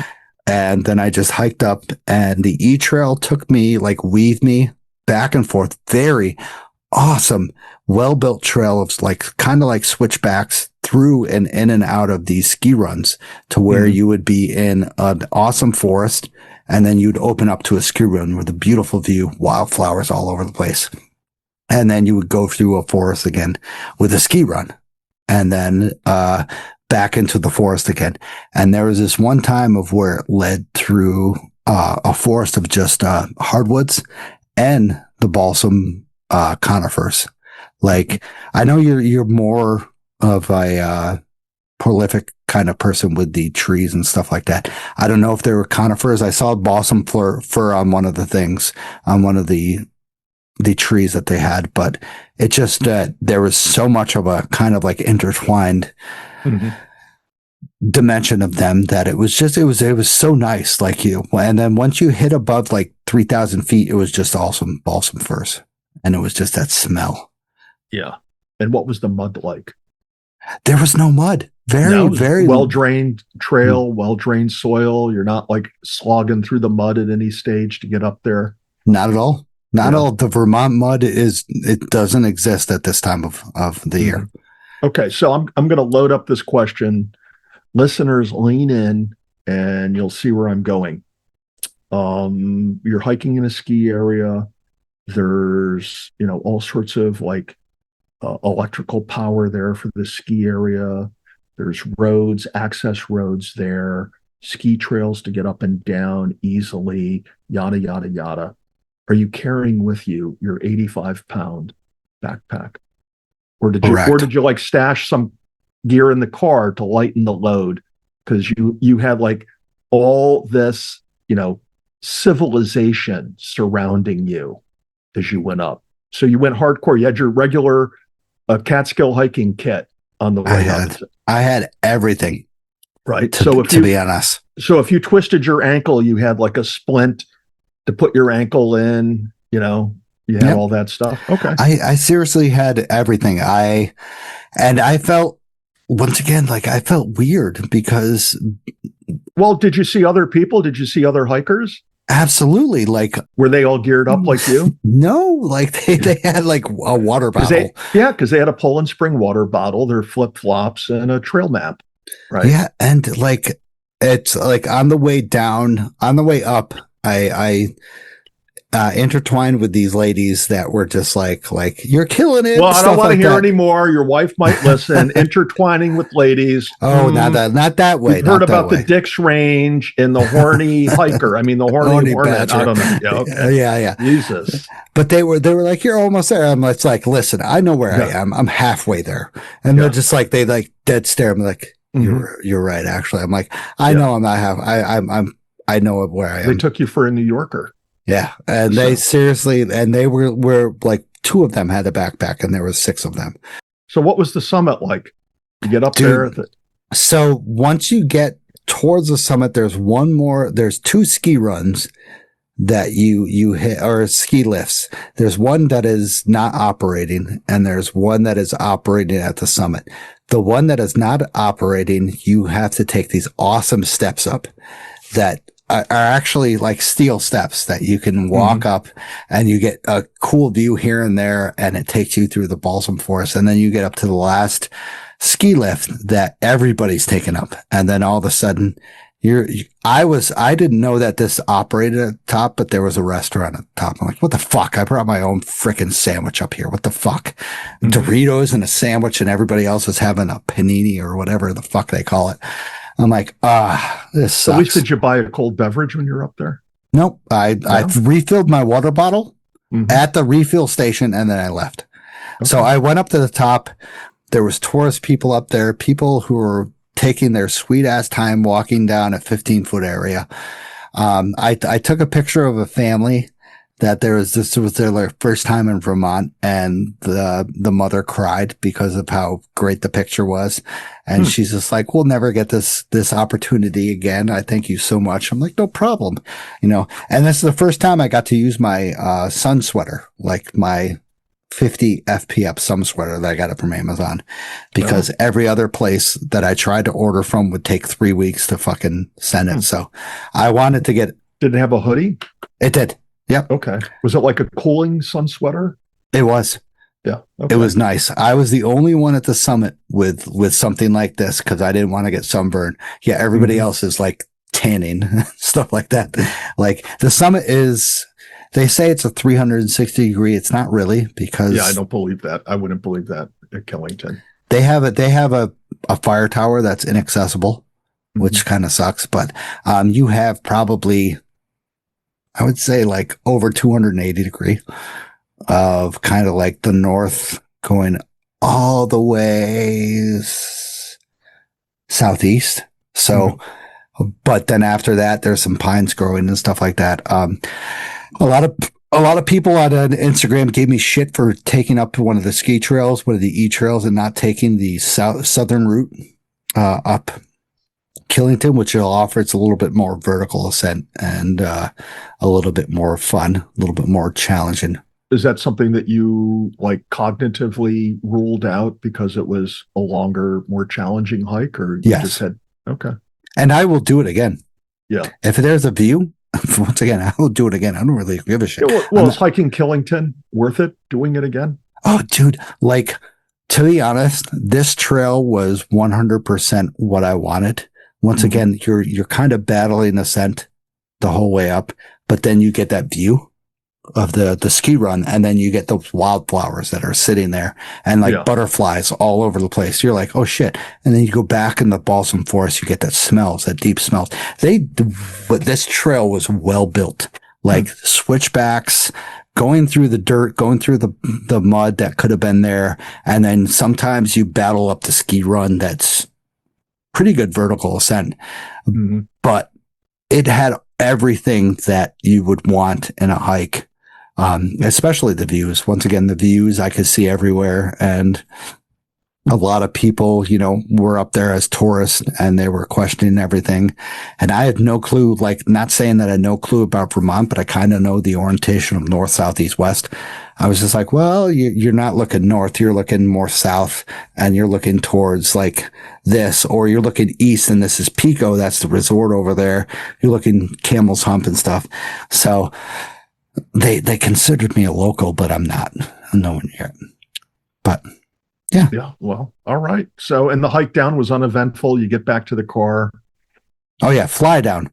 Yeah. You fire up the vehicle. I fired up. Yeah. Actually, I had service, so I kind of cooled it down before.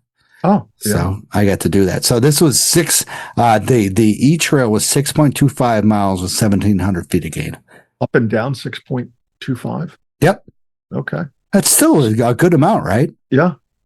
I hiked more than you. I hiked more distance on Saturday. I'm just saying. Okay. I know you did. Like, yeah. I mean. And thankfully I did have hiking shoes on, because if I did it in those little flat bottom, treadless slip-on things that I could wear to bed if I wanted to as slippers, then that would really shame you. But what was your elevation gain, though? Yeah, it was in the sixes. That's all I'm saying. Okay. It was in the sixes, could be 6,000s, could be 600 feet. Yeah, maybe 60. I topped it out was 6,000. I will allow it. Yeah. So, all right. So you hop in the Tesla where you go right up to the condo. Yes. So that was an hour and 10-minute drive. And like you said, Route 100, phenomenal, beautiful route. Yeah. Like it reminded me a lot of the Catskills. Remote as fuck, little tiny towns, and to be honest, Vermont promotes a lot of like summer recreation. Like there's big signs saying, like big flashing lights that say summer recreation ahead, waterfalls or swimming holes and stuff. And I'm just like, holy shit. Wow. Well, if it wasn't for maple syrup and recreation, what else does the state have? Correct. Right. I'm not putting down. Yeah, it's got a lot going on. But yeah, it's a great place to go recreate. And I'll say both Vermont and New Hampshire are states that are well preserved given the development in other areas. So, all right. So you get to the condo, you set up your box fan, you sweat it out through the night. What are you doing the next day? Sunday. We're on to Sunday. So What's Sunday the itinerary? Is my itinerary is Abraham and Ellen, another 2 4,000 footers on the list, which Abraham is an open summit, which is what I adore. And Ellen is like kind of like off of the Sugarbush ski resort. So they have sort of a viewpoint. So I'm looking forward to it. What do you hike from Abraham to Ellen, or is it Abraham's and up and down and then you have to head over to Ellen? So it's you hike from the Lincoln Gap over to Ellen and back. So you go up and over Abraham to Ellen, and then you reverse your track. If you only have one car, so I only had one car. So tell us about the hike. You get to the trailhead for Ellen in Lincoln Gap. Yep. And you set out on foot with all 85 pounds of your Catskill gear. Did you bring extra water? I brought a shitload of water. And what does that mean? Are you over 3 liters? Do you have 6 liters of water? That's 5. What I would consider 5. Okay. I have 5. Sorry. So 5 in my bladder, and then a liter of smart water bottle. If you have 5 in your bladder, it's time to go. I know, right? A liter, a smart water bottle that's full of electrolytes, and then a Powerade that has on the side. Okay. So you're carrying a lot of weight. 100%. And then I have my Summit sweater, which is just in case, and then my Helly Hansen, just in case it rains, because well, the Helly Hansen's like your security blanket, right? 100%. 100%. When it gets tough and rough out there, you just grab your Helly Hansen and put it on, stick your thumb in your mouth, and everything's going to be okay.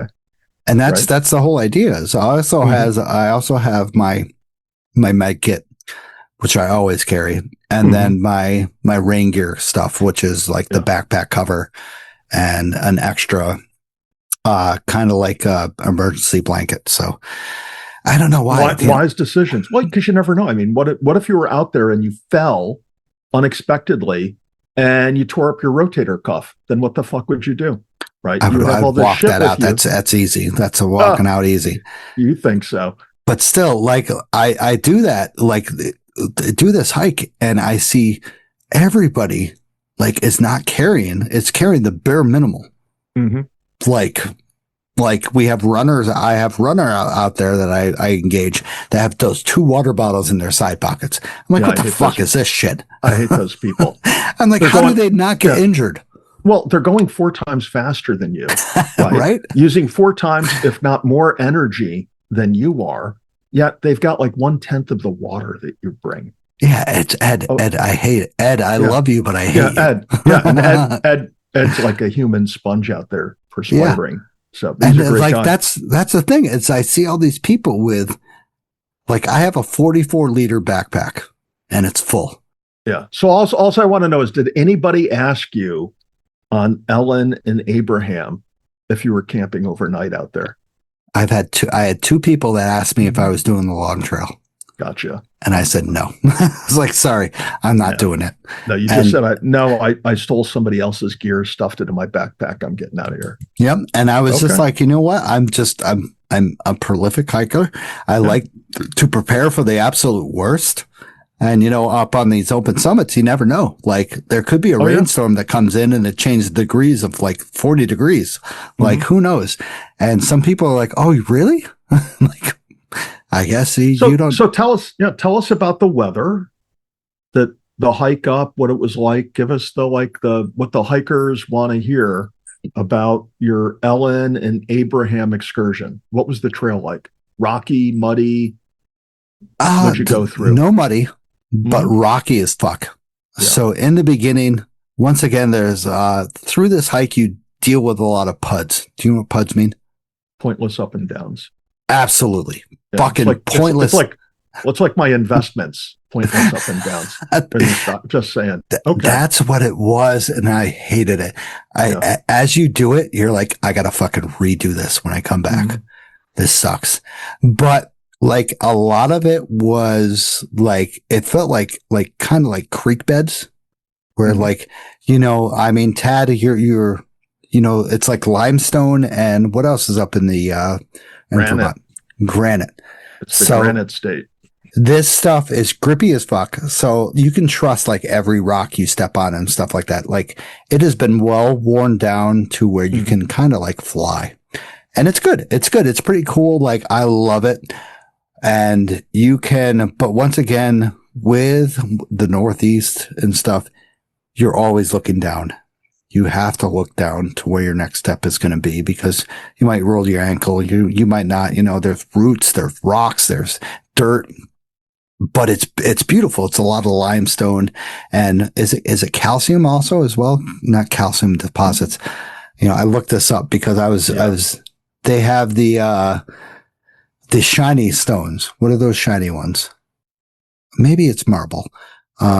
Shit, I looked this up, but it was really cool. And as you gain higher, you are more on like kind of like the flat rock beds to where you get more grip, but it gets steeper.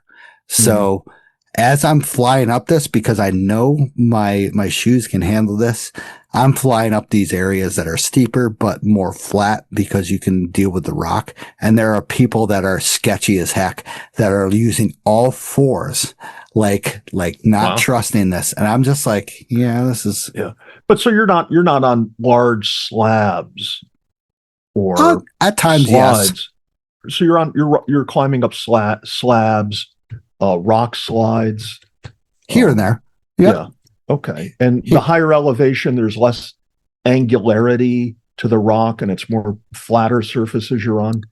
The higher up actually was a little bit more angular, and towards the top of Abraham, it got a little bit to our Catskill stuff is a little bit more sketchy, but for you and me, it would be more fun.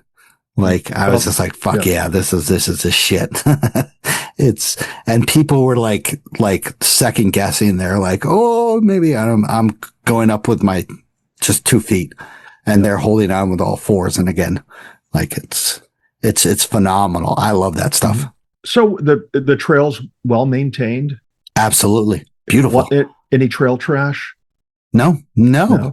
I didn't see any trail trash until I was over towards the resort, Sugar Bush Resort area, which was. So you summit on Ellen, and Abraham was first. Sorry. Oh, Abraham was first, and Abraham was the open summit. Yeah, absolutely phenomenal. 360 degree views. And is it like a rock pile summit with a lot of talus rock on the top, or is it just a big slab, a knob? It had an open summit, but then it had those areas that were closed off due to the alpine vegetation. Okay. So you could travel certain areas, but stay on the rock, I guess. Yeah. So it was really cool. It was once Good again visibility.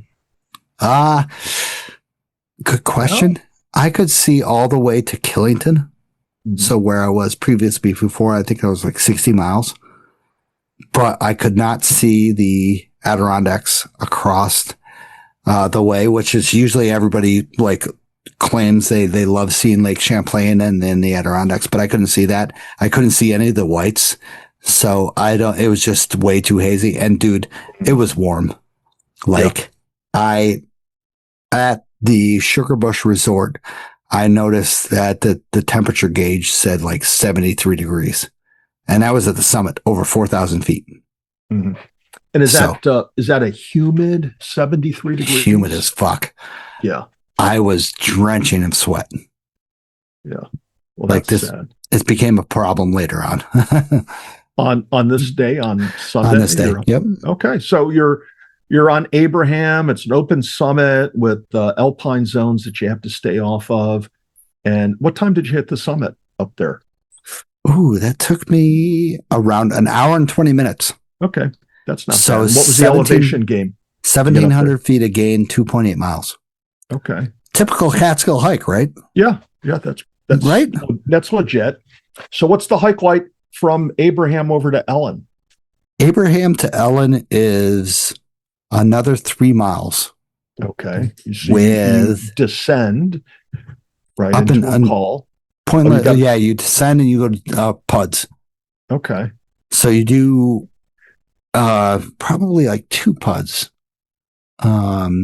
And it goes up and down. I think you got to go from 4,091 feet up to 4,100 feet, which it's not bad. Once again, you have a lot of pointless up and downs within 3 miles. Are you like in an alpine zone, balsam fir zone? Balsam fir, 100%. And it's absolutely phenomenal trails of where you are hitting, like you can't even, you're tucking in your shoulders with the trees that are hitting you. It's so nice. It's so it's a narrow trail. Yep. And you're going to tell us that it has the feel of Indian Head? I would say even more narrow than that. Mm-hmm.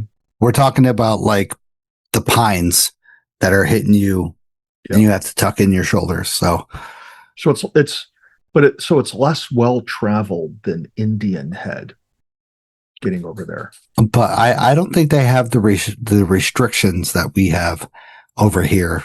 I don't know how they can cut them. Like it feels like they don't trim them like at all.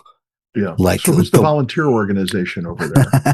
The Green Mountain Club, I think. Green Mountain Hiking Club. Okay. Yeah.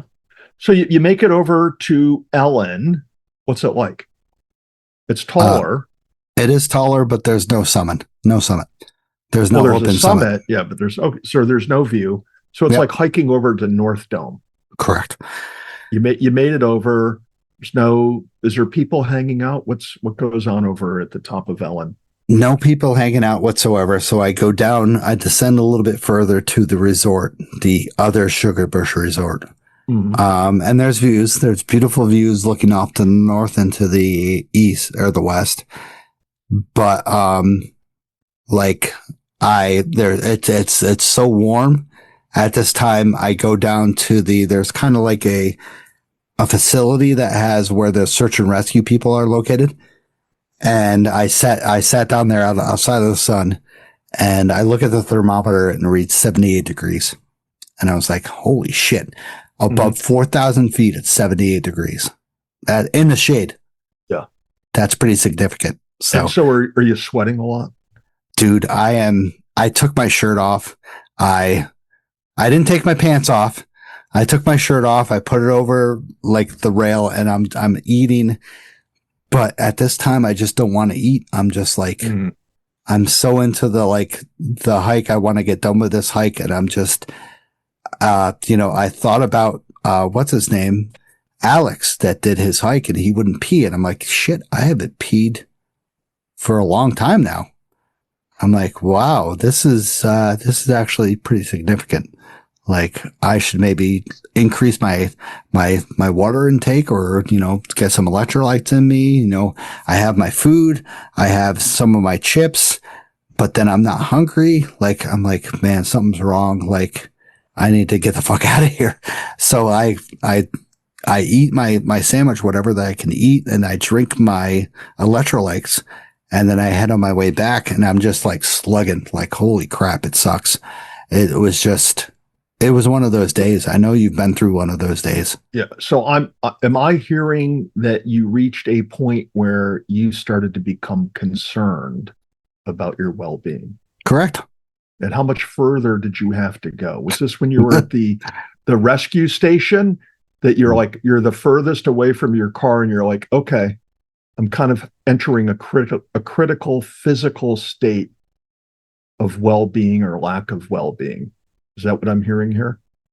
I wouldn't say critical. I knew I could get myself out of this situation. I had to preserve water. I had to keep doing calorie intake, and I could get off of here. But like, I was seriously like far away. I was 5-something miles away from my car. And plus, you had to retrace a lot of elevation to get out of there. Some pudge. You had to go back up over Abraham, right? Yeah. So you had I'm guessing you had at least 1,000 maybe 800 vertical to make up. Correct. To get back. Okay. Yep. Total day was 12.3 miles with 3,133 feet of vertical gain. And that was Sunday? That was Sunday. That's about what I did on Sunday too. When I hiked in my buckle off. Yeah. And sling. Okay. So what was it mentally going through your head on the way back? You're like, are you rationing water? Was it one of those days you're like, fuck, man, so how many liters did you have to get back? You're roughly 6.x miles back. I did well. I once again rationed off the liters, and then I got it back on Abraham, and I did consume a little bit more calories and had some more of my Powerade. But like the trip down is 2.8 miles, and you have 1,700 feet of loss. Yeah, and it's just like a slog. Gotcha. Like, so did you pull a Tad trick along the way? What's that? You mooch water off of somebody. No, I didn't. There was, dude, I met people once again that looked like they needed water off of me. Yeah. Like I've done that. I've given away water on a hike. I gave away almost all my water, except for what was in my Nalgene that I was drinking out of, but I gave all my water to a couple on Fur one spring when there was like super thin canopy. So it was very warm up there unexpectedly for these people.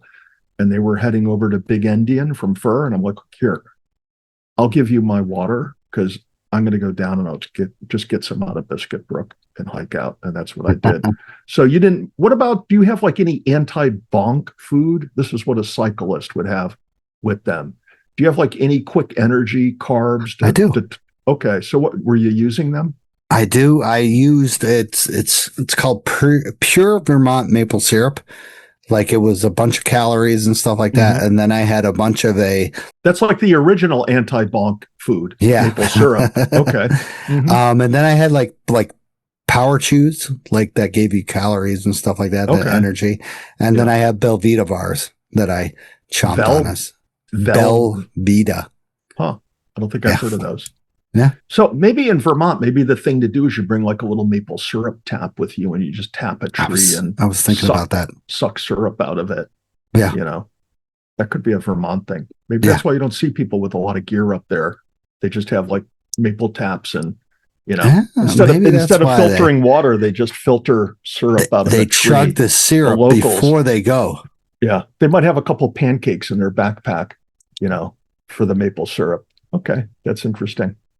So this is on Sunday, the 26th of July. My birthday.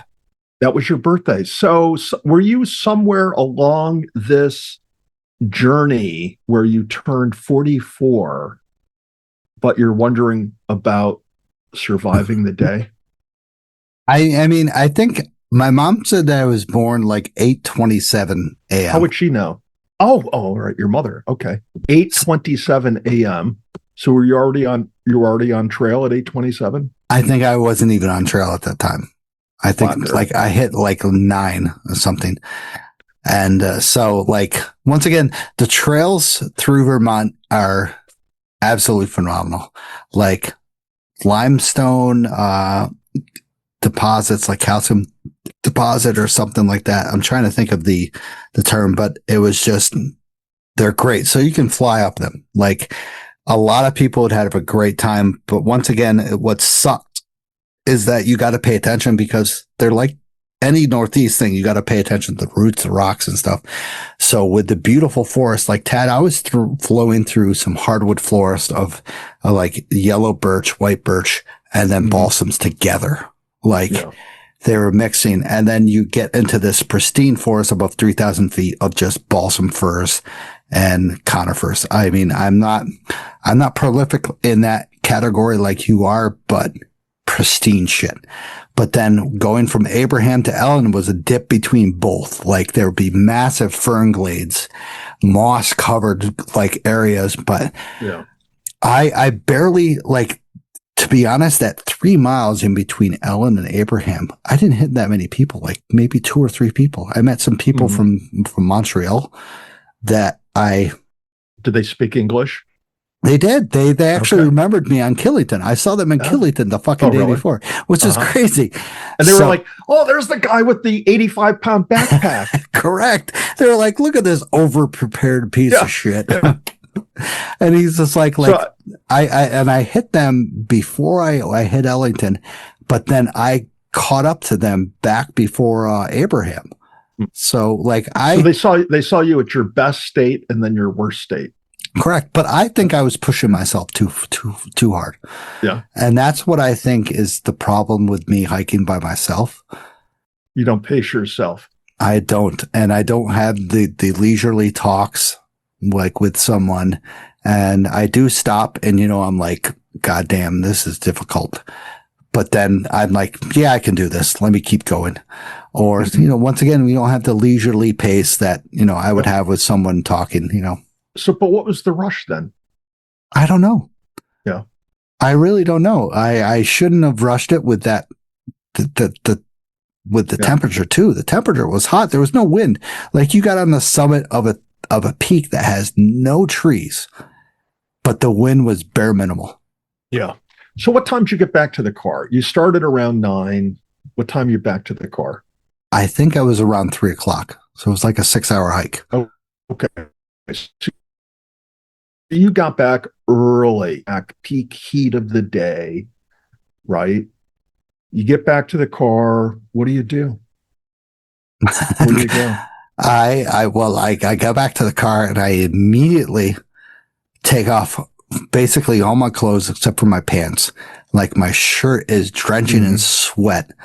And I'm just like, I have no other shirt to switch into. Like I'm not riding in my car and freaking put in all this sweat. So I had my sun shirt, unfortunately, and the Helly Hansen. I put the Helly Hansen over that. So I looked ridiculous. But a lot of the people were just finishing, Abraham just alone. So like, I kind of felt good. I was like, I completed those 2 hikes, which was 2 times the length of what they did in the same amount of time. But then I'm like, why? But you were half dead.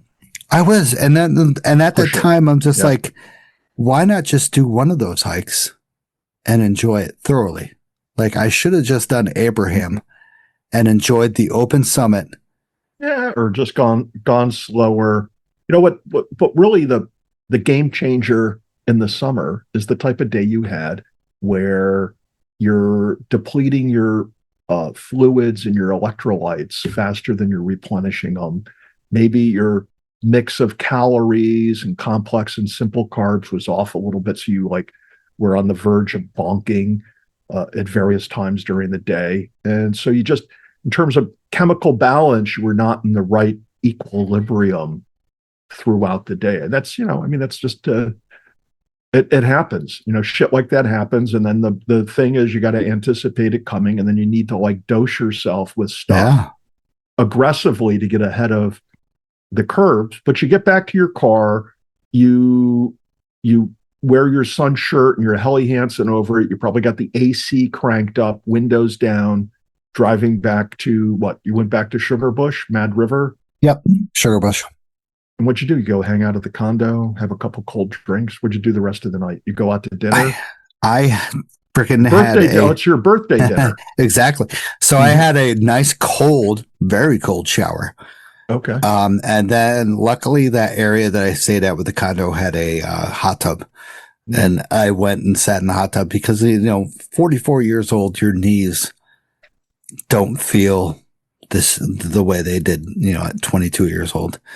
And my knees were okay, But on the way down, like I was just like, man, they're taking a pounding. That's why I have the hiking poles.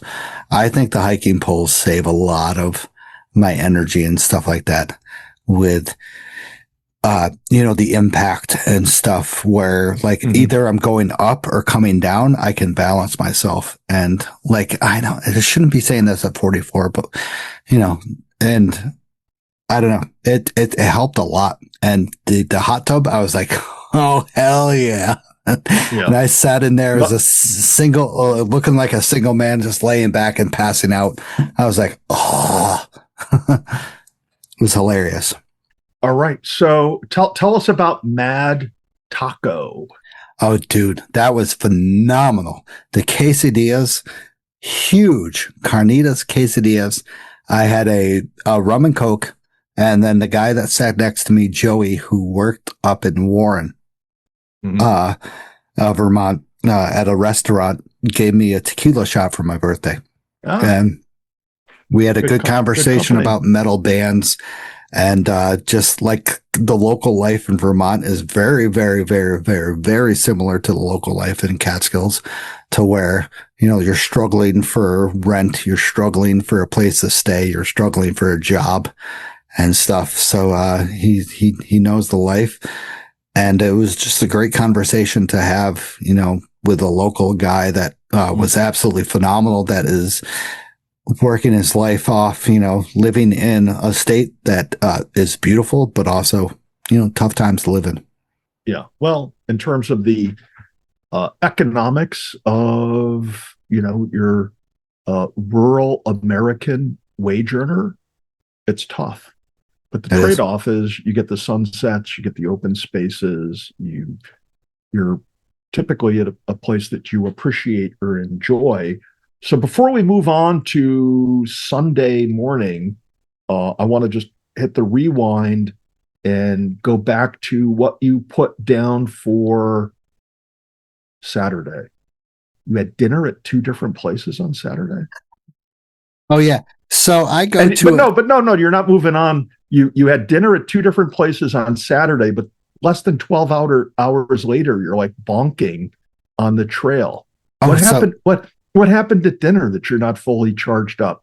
So Saturday, I go to a place called Afterthoughts that has like drinks and like it says burgers and stuff like that. So I go there and I'm looking to get some. And I'm like, can I have I'll get a rum and Coke, and then I'll have. Can I get the menu for the food? And they're like, oh, we stopped that like 3 weeks ago. I'm like, what, the food?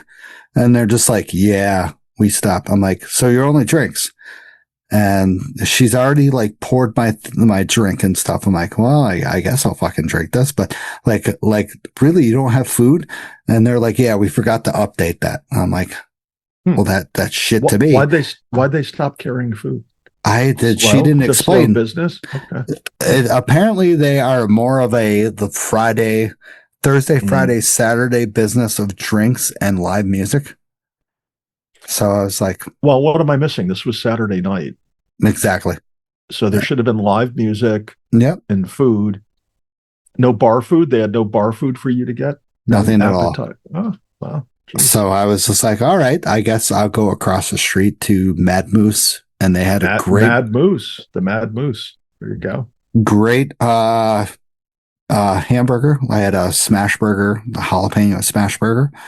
Very delicious. The guy at the desk was very nice, very phenomenal bartender.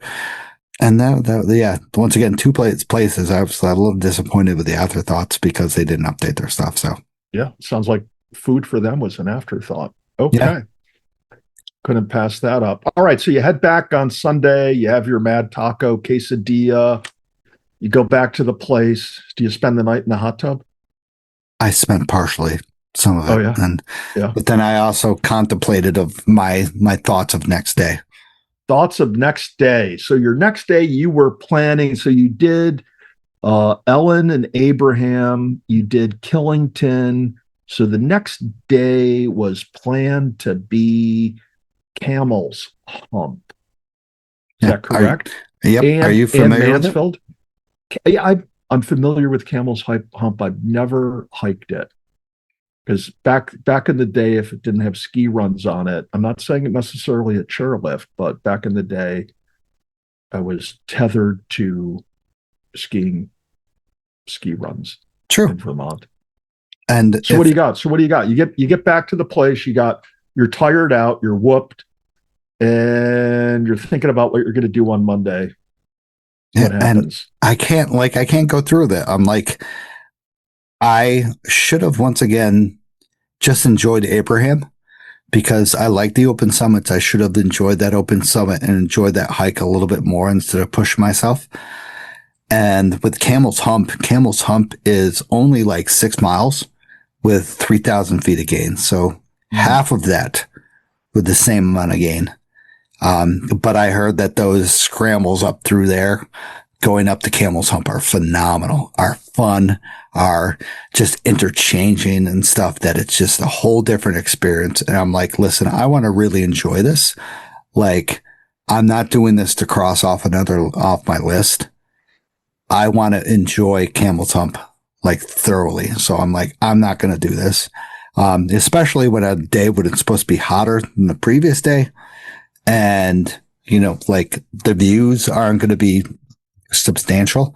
So it's just like, I'm just going to, pack things up and head home. Like, I just don't have it in me to, once again, I'm not out there for the list. If I was, I would have done it. But no, I wanted to, I've heard this hike is something else, is one of the best in the East Coast. That once again, the scrambles, the viewpoint and stuff is something to take in, that you can't just cross it off the list and say, I did it.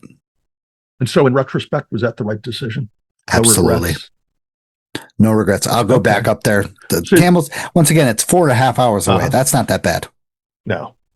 Yeah, and it's, it's an accessible area, both in terms of, time to get there. And then once you get there, if you want to rough it and camp out, there's places to do that. And then it's, Vermont is very well built up because of the skiing.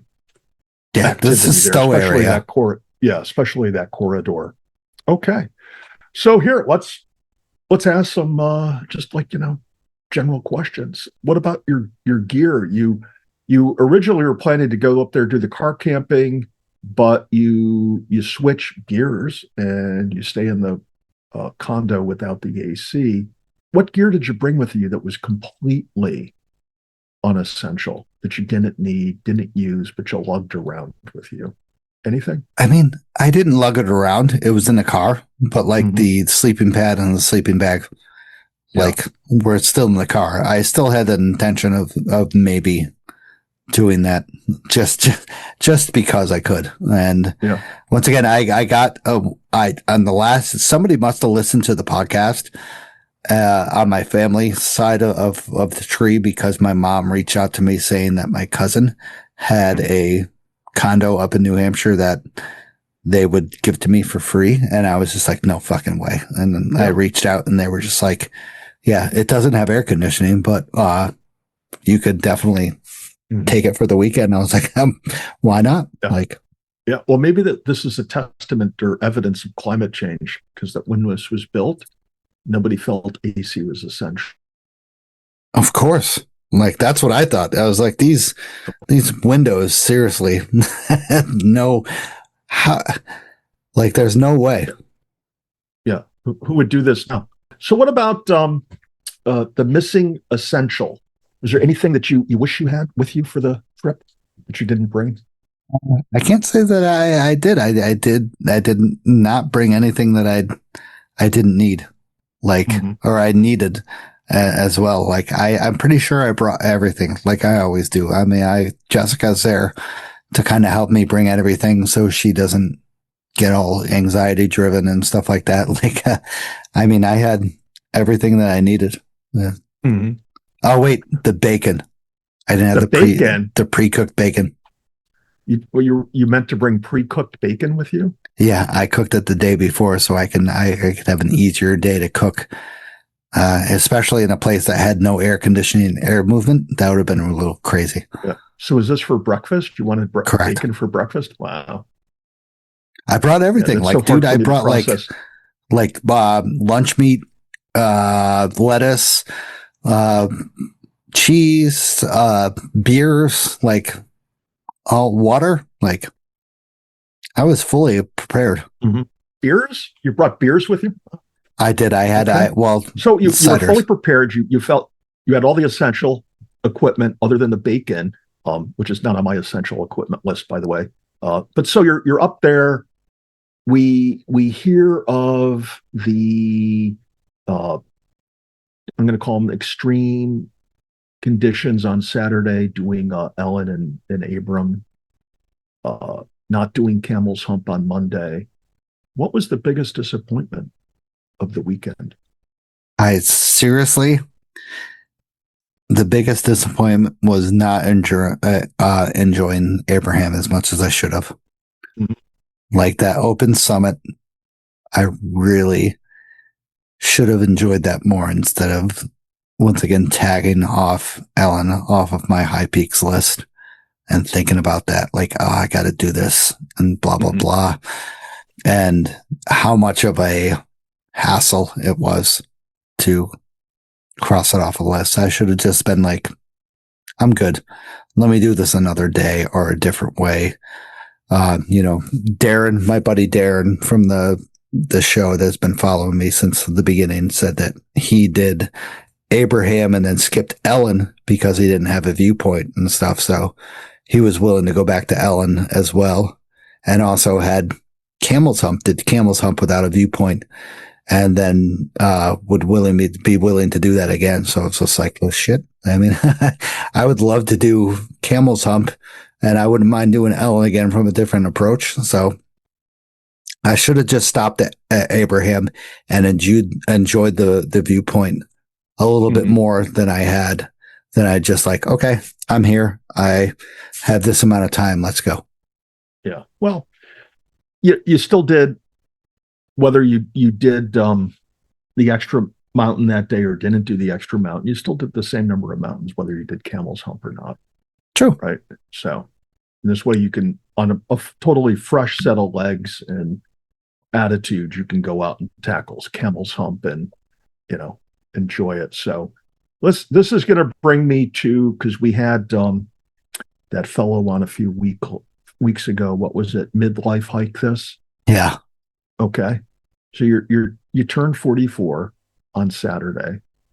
It's not a symbolic number like some people would say 40 and 50 and 60 are, but still, I mean, you're now legit in your mid 40s. You're married. You drive this poshy or bougie electric car, right? You drive up to the mountains. What is the midlife point of view that you have on Saturday as you're hiking? What are you thinking? What's going through your head as you hit that milestone? Life is good. Life is good? Yeah. Life is fucking excellent. Yeah. Even though you're struggling on your way back? Struggling, yes. But to think that I can do this at 44 years old. And, I passed a guy that was probably in his 70s that was chatting with me, and to see that he was doing this, and I want to be that guy. I want to be that guy. I mean, even though, not to be an ass, but he was kind of annoying. He would just keep talking with me. I'm just like, listen, I got another. Was he the Canadian? No. It was just another guy that was just like, listen, my wife dropped me off here and she's picking me up here. I need to be here at this time. I'm like, listen, you're not going to make it. Like, do you have a headlamp? Like, you are seriously like not going to make it. But then to think of this guy, he had one of those shirts that said, what is it? Out of Breath Hiking Society. And I was just like, okay. And then he said, you know what? When I was going fast, I was going faster. He was just like, the tortoise always beats the hare. And I look back and I go, not this time, buddy. and I seriously passed him like halfway. And then you bonked. I bonked, but I made it. And you bonked. But to think once again at at 44 years old to be doing this in my life. So to pick for your 44th birthday, given the spectrum of things that a lot of people pick to do, right? A lot of people pick the, total relaxation. I'm going to go veg out on the beach, or I'm going to go hang out at some retreat place and, eat fancy stuff and just hang around, get a massage, get a this, get a that. But you go out, you push the limit, you hike Killington, you hike Ellen and Abraham, the Puds, you're on the verge of bonking, you get back to the car, you're drenched, right? You don't hike Camel's Hump the next day. Was it really a refreshing weekend? Did it really recharge you? Did it give you a fresh start on life going into age 44? Fuck yeah. I thoroughly enjoyed it. Something why as basic as hiking, see your rationing, your water. Why is that something that you find rejuvenating? Is it because it's real? Speaking of bonking out, I think you're because you learn who you are. Yeah, and you're your internet is slowing down a little bit. So is it? Yeah, but that's okay. That's okay. No. Yeah. So, it just, like you said, it recharged my batteries. It makes me feel that I'm real, that I'm alive. That, there's a summit marker on the top that says Potato Hill, 1973 on the top of Mount Abraham. And to think that people did that in 1973 with jeans and I don't even know what fucking backpacks they had. I can't say JanSports because JanSport was the 80s. What the fuck? Beer? It's just insane. In 73 we had Kelty. It was a big outfit company. Kelty packs. I mean, it's just to think, I can do this at 44 years old and then just feel rejuvenated, to feel that there's more in life than just fucking work. Mm-hmm. Fuck work. Once again, that's why I did this, is because I have sick time and fuck work. I need to recharge, need to do what I want. I need to do what I can and to have a life that I enjoy instead of a life that I will look back on and be like, man, I should have done this. Mm-hmm.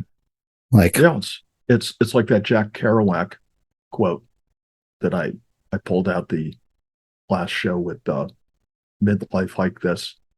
It's not about the time you spend in the office. It's about the time you spend climbing the mountain. Right. Which brings me to one of my more favorite quotes from Muhammad Ali. Do you know who Muhammad Ali is? Yeah, heavyweight champion. I think 3 times he had win the championship. One of the most famous photos worldwide of when he's looking down on the guy saying I don't even know what he's saying. Fuck you, I did this. Yeah, he's just being Muhammad Ali badass. Yeah. But Muhammad was pretty intellectual, introspective guy. Was I think ahead of his times in a lot of ways. But one of the things he's famous for saying is the man who views the world at 50 the same as he did at 20 has wasted 30 years of his life. Okay. So I like that quote. It's something I've mentioned to my daughters many times. And I bring it up for you, not that you didn't turn 50, right? So we can't ask you how your 50-year-old self would view this and respond to this. But let's look at this from a different perspective. Your 20-year-old self, right? If your 20-year-old self were to see you getting into your car after that hike, right? But getting back in the car, what does your 20-year-old self say about 44-year-old Stosh?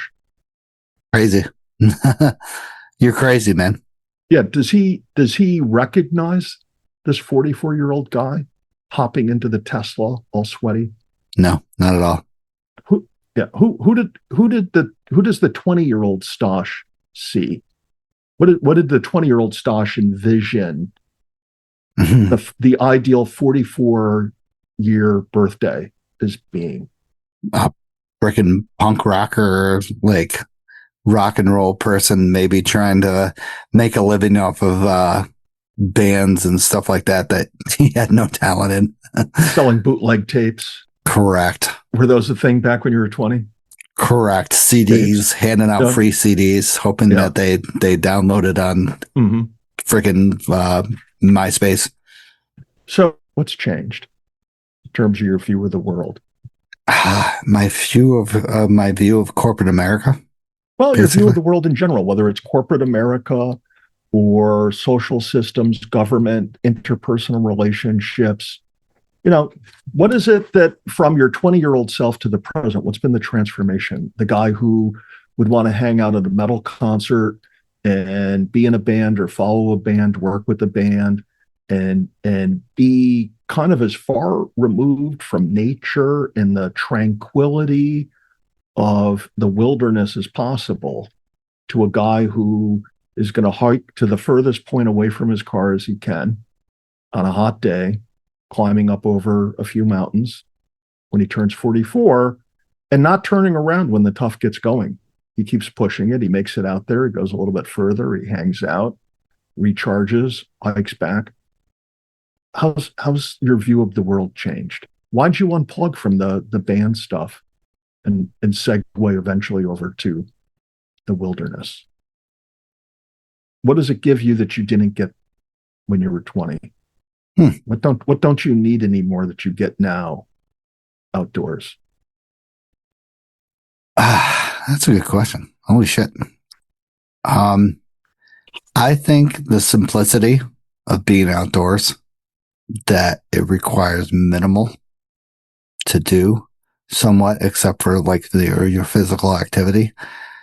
But as in terms of like life and work and stuff, you have to contemplate when you got to go to work, when you got to leave work, what you got to do for lunch, what you got to clock back in, what you got to bring for lunch, what you got to bring for breakfast, what you got to make for dinner and stuff like that.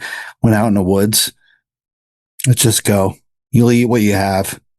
Yeah, you meet some people that you'll never see again in life. Hopefully you'll meet someone that you might meet again in life that has the same values as you do. It's, I don't know, that whole perspective of when I was 20 years old to 44 years old. Like, once again, I thought I would make a living in freaking music. And then I realized that shit wasn't there. And I'm like, well, I got to make a living somehow. So let me work hard. And then all of a sudden, nature came into place, and that kind of offset my need to work hard to kind of balance my life with working hard, making money, to just living a life that was comfortable.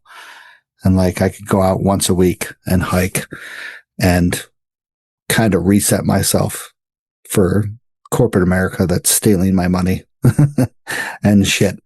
And, whatever.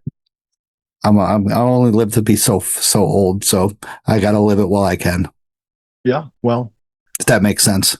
Yeah, it does. I resonate with that. I resonate with it in a lot of different ways and perspectives. Now, let's go back to Muhammad Ali, who said, the man who views the world at 50, the same as he did when he was 20, has wasted the last 30 years of his life.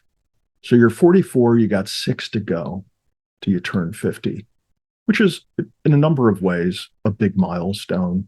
And in my opinion, because I've transitioned through age 50, I was still very athletic at the time. And when I say athletic, I was athletic in a very plugged in way, because I was still competitively racing a bicycle. So I was collecting all of this data in terms of fitness and performance. And, I noticed, my performance started to go down following that, as your body ages and doesn't respond as well. So you got 6 years to go, right? And when you turn 50, you're going to look back and hopefully say you haven't wasted the last 30 years of your life. But sitting here today, what is it that you feel that you need to either accomplish or set in motion over the next 6 years? So when you turn 50, you can say, damn it, I haven't wasted the last 30 years of my life. What's on that agenda? Giving a big middle finger to corporate America and living my life on the road. Somewhat. I mean, that's the RV dream. Yes, it's a dream, but once again, we want to be here with our parents as much as we can. Mm-hmm. Sure. We love our parents, so but then our parents are like, "Why don't you just live your dreams?" And it's a tough decision. Like, do you be with your? It's tough, isn't it? Well, yes and no, because I've had that conversation with both my kids, and is most of our listeners, if not all of them, know. My oldest daughter, who's 26, does, and my wife hates it when I say this, but she does live out of her car. You know, she'll camp in a tent. They'll rent houses from time to time. You know, she in Spain was staying in a farmhouse, as an example. But most of the time she's in her tent, traveling, sleeping in her car from place to place. Right now she's in Wyoming. She's been there for a while, living out of a tent. And she is living her dream. And this goes back to, I remember when she was home on a college break, she was sitting in the recliner in the living room. My wife and I were on the couch, and we were talking about what she was going to do when she graduated. And she just said, I'm not willing to give up on my dreams. So she started at age 22 doing this stuff. And is her parent? Yeah, I miss her. Right? On the one hand. On the other hand, my kid's out there living her dream. Right? She's happy. You see these pictures of her. You can tell that's a smile so genuine. It's like that Visa commercial. You can't buy that, right? Yeah. You can't go to a spa and put that smile on your face. You talk about somebody whose life is simple, you know, a watch is not important to them. Sun's up, you're up. Sun's down, you're going to bed. So what is your parents? I mean, you can always come back and visit your parents. You can always fly back, you know, in time of a crisis. My mother, you know, she was able to stay in the family farmhouse, you know, up until about 2 years before she passed away. And I had all sorts of different means and methods of checking in on her, providing for her, keeping tabs on her and whatnot, you know. I even had friends with airplanes, you know, little private planes that could get me up there. So do you think in the next 6 years, while mom and dad are still alive, you're going to unplug from the corporate America that you want to give the middle finger to, and you and Jessica are going to get out there? I level. Yeah. Well, I mean, look, there's practical constraints on that, but I think the important thing is for people really to sit down, like my younger daughter who does work part-time, she's in a master's program full-time. It's one of these, you know, year-round programs, no summer break, no winter break. It's just, you know, one class at a time, back to back. But she does carve out a lot of time to take time off, right? So she might not be out for 4 weeks in a row traveling, but she'll be out for a week or two every 2 months. That's a lot. That's a lot more than most Americans do. Definitely. So I think that's an important thing to get the pen and pencil or pen and paper out and try to map out, you know, how you can maximize time off and to get away, because your job will be there or another job when you come back. Mm-hmm. And that's one of my life lessons, is to try to live everybody talks about the work-life balance. Yeah. And they don't mean in equal parts. And for most people, it's 5 parts work, 2 parts life, right? Monday through Friday work, Saturday, Sunday life. That's how most Americans live it, 5 on, 2 off. And the younger you are, the better able you are to charter a course where you can flip that and maybe get 4 days off, 3 days on, if you can. That's my daughter, Sydney. That's generally her schedule, is to work 3 days in a row. And sometimes she'll do 6 days in a row and get 8 days off, right? Which is great because you then can go away for a week. But hopefully you and Jessica can figure something out where you guys can get in sync to get away, do some excursions like your Florida trip. You can get up to Vermont, New Hampshire, the Adirondacks, and do some of these long weekends. Maybe hook up with somebody who doesn't have a shoulder injury to go with you and help pace you on these trips. You'll be out of it soon. Yeah, well, but my thing is, at the ripe old age of 63 is I look at a lot of younger people who are either they're focused on a career or they have a level of debt that chains them to a job. Correct. And because of the debt, or because they want to build some career, next thing you know, they wake up and they're 50 years old and they got Muhammad Ali's voice in the back of their head. Did you waste the last 30 years of your life? Because the next 30 years of your life, from age 50 to 80, those aren't the best 30 years of your life, right? Yeah. You're approaching the tail end, from age 44 to 45, maybe 44 to 60, right? Those are really the best years. After age 60, I don't care what anybody says, it starts to go downhill, right? Look at me. I'm all banged up now. I'm just 63. So you'll be fine, buddy. Yeah, whatever. As long as I have my microphone and a cold beer, I'm A-okay. It's not about the mountains. It's about the podcast. Okay. So anything else you want to throw in? I just want to throw in that Vermont is so much fun, and it's not a crazy trip as far as the New Hampshire and stuff, and that everybody should enjoy it. Check out the local towns and purchase from your local towns and stuff like that up there, because it's just, once again, it's just like the Catskills, just a little bit more pointier mountains, I would say. And it's just, the trails are the very, very similar. It's just uppity up, beautiful stuff, open summits, beautiful views, and it's green. I love it. So that's it. It's 4 hours away for you. Yeah, right. Yeah, it's good. In a Tesla, in a freaking electric vehicle. Yeah, some people drive over 3 hours just to get to the Catskills. Right. I mean, yeah. So, all right. Well, I'm glad you had a good time. I'm glad you hit the limit, more or less, at age 44 to know where you are in life, and that you're looking forward to the next one.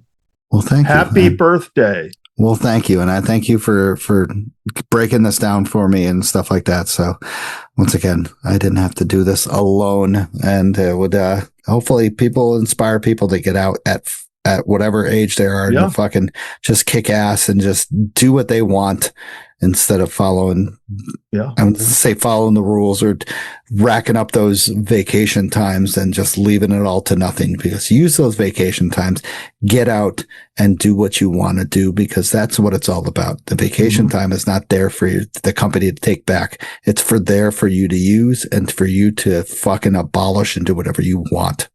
Yeah. That's it. Rage in the machine. Rage against the machine, motherfuckers. Yeah. All right. There you go.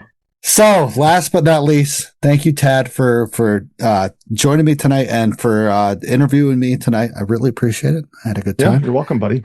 And thank you to also the monthly supporters and monthly sponsors of the show. You guys are phenomenal. And thank you to everybody who's donated to the show and everyone who is still listening. Once again, 231 episodes in. Thought about this podcast 5 years ago, and it's blossomed into this that I cannot even imagine. So yeah, and Tad is joining me. It's just it's phenomenal. Who's on next week? Who is on next week? Andrew Kolozowski, guy who is a geologist It's talking about a new study that has formed in the upper Catskills area, the Schoharie area, about the Gilboa Lake, Glacial Lake, new studies that they have wanted to preach and teach about. And we'll talk about geology in the Catskills. So it's going to be good. Yeah, we're going to feed your head with Catskill geomorphology. Correct. That's you'll say that as because I don't know how to fucking say that. So geomorphology. So there you go. Thank you, Tad. Once again, have a good night. Enjoy. Go to the bathroom. Hey everyone. I just want to thank you for listening to the show. If you enjoyed the show, subscribe and throw down a smooth review on Spotify, Apple Podcasts, or any podcast platform that you use. You can also check daily updates of the podcast, hikes, hiking news, and local news on Facebook, Instagram, Twitter, and the official website of the show. Remember this, you gotta just keep on living in the Catskills, man.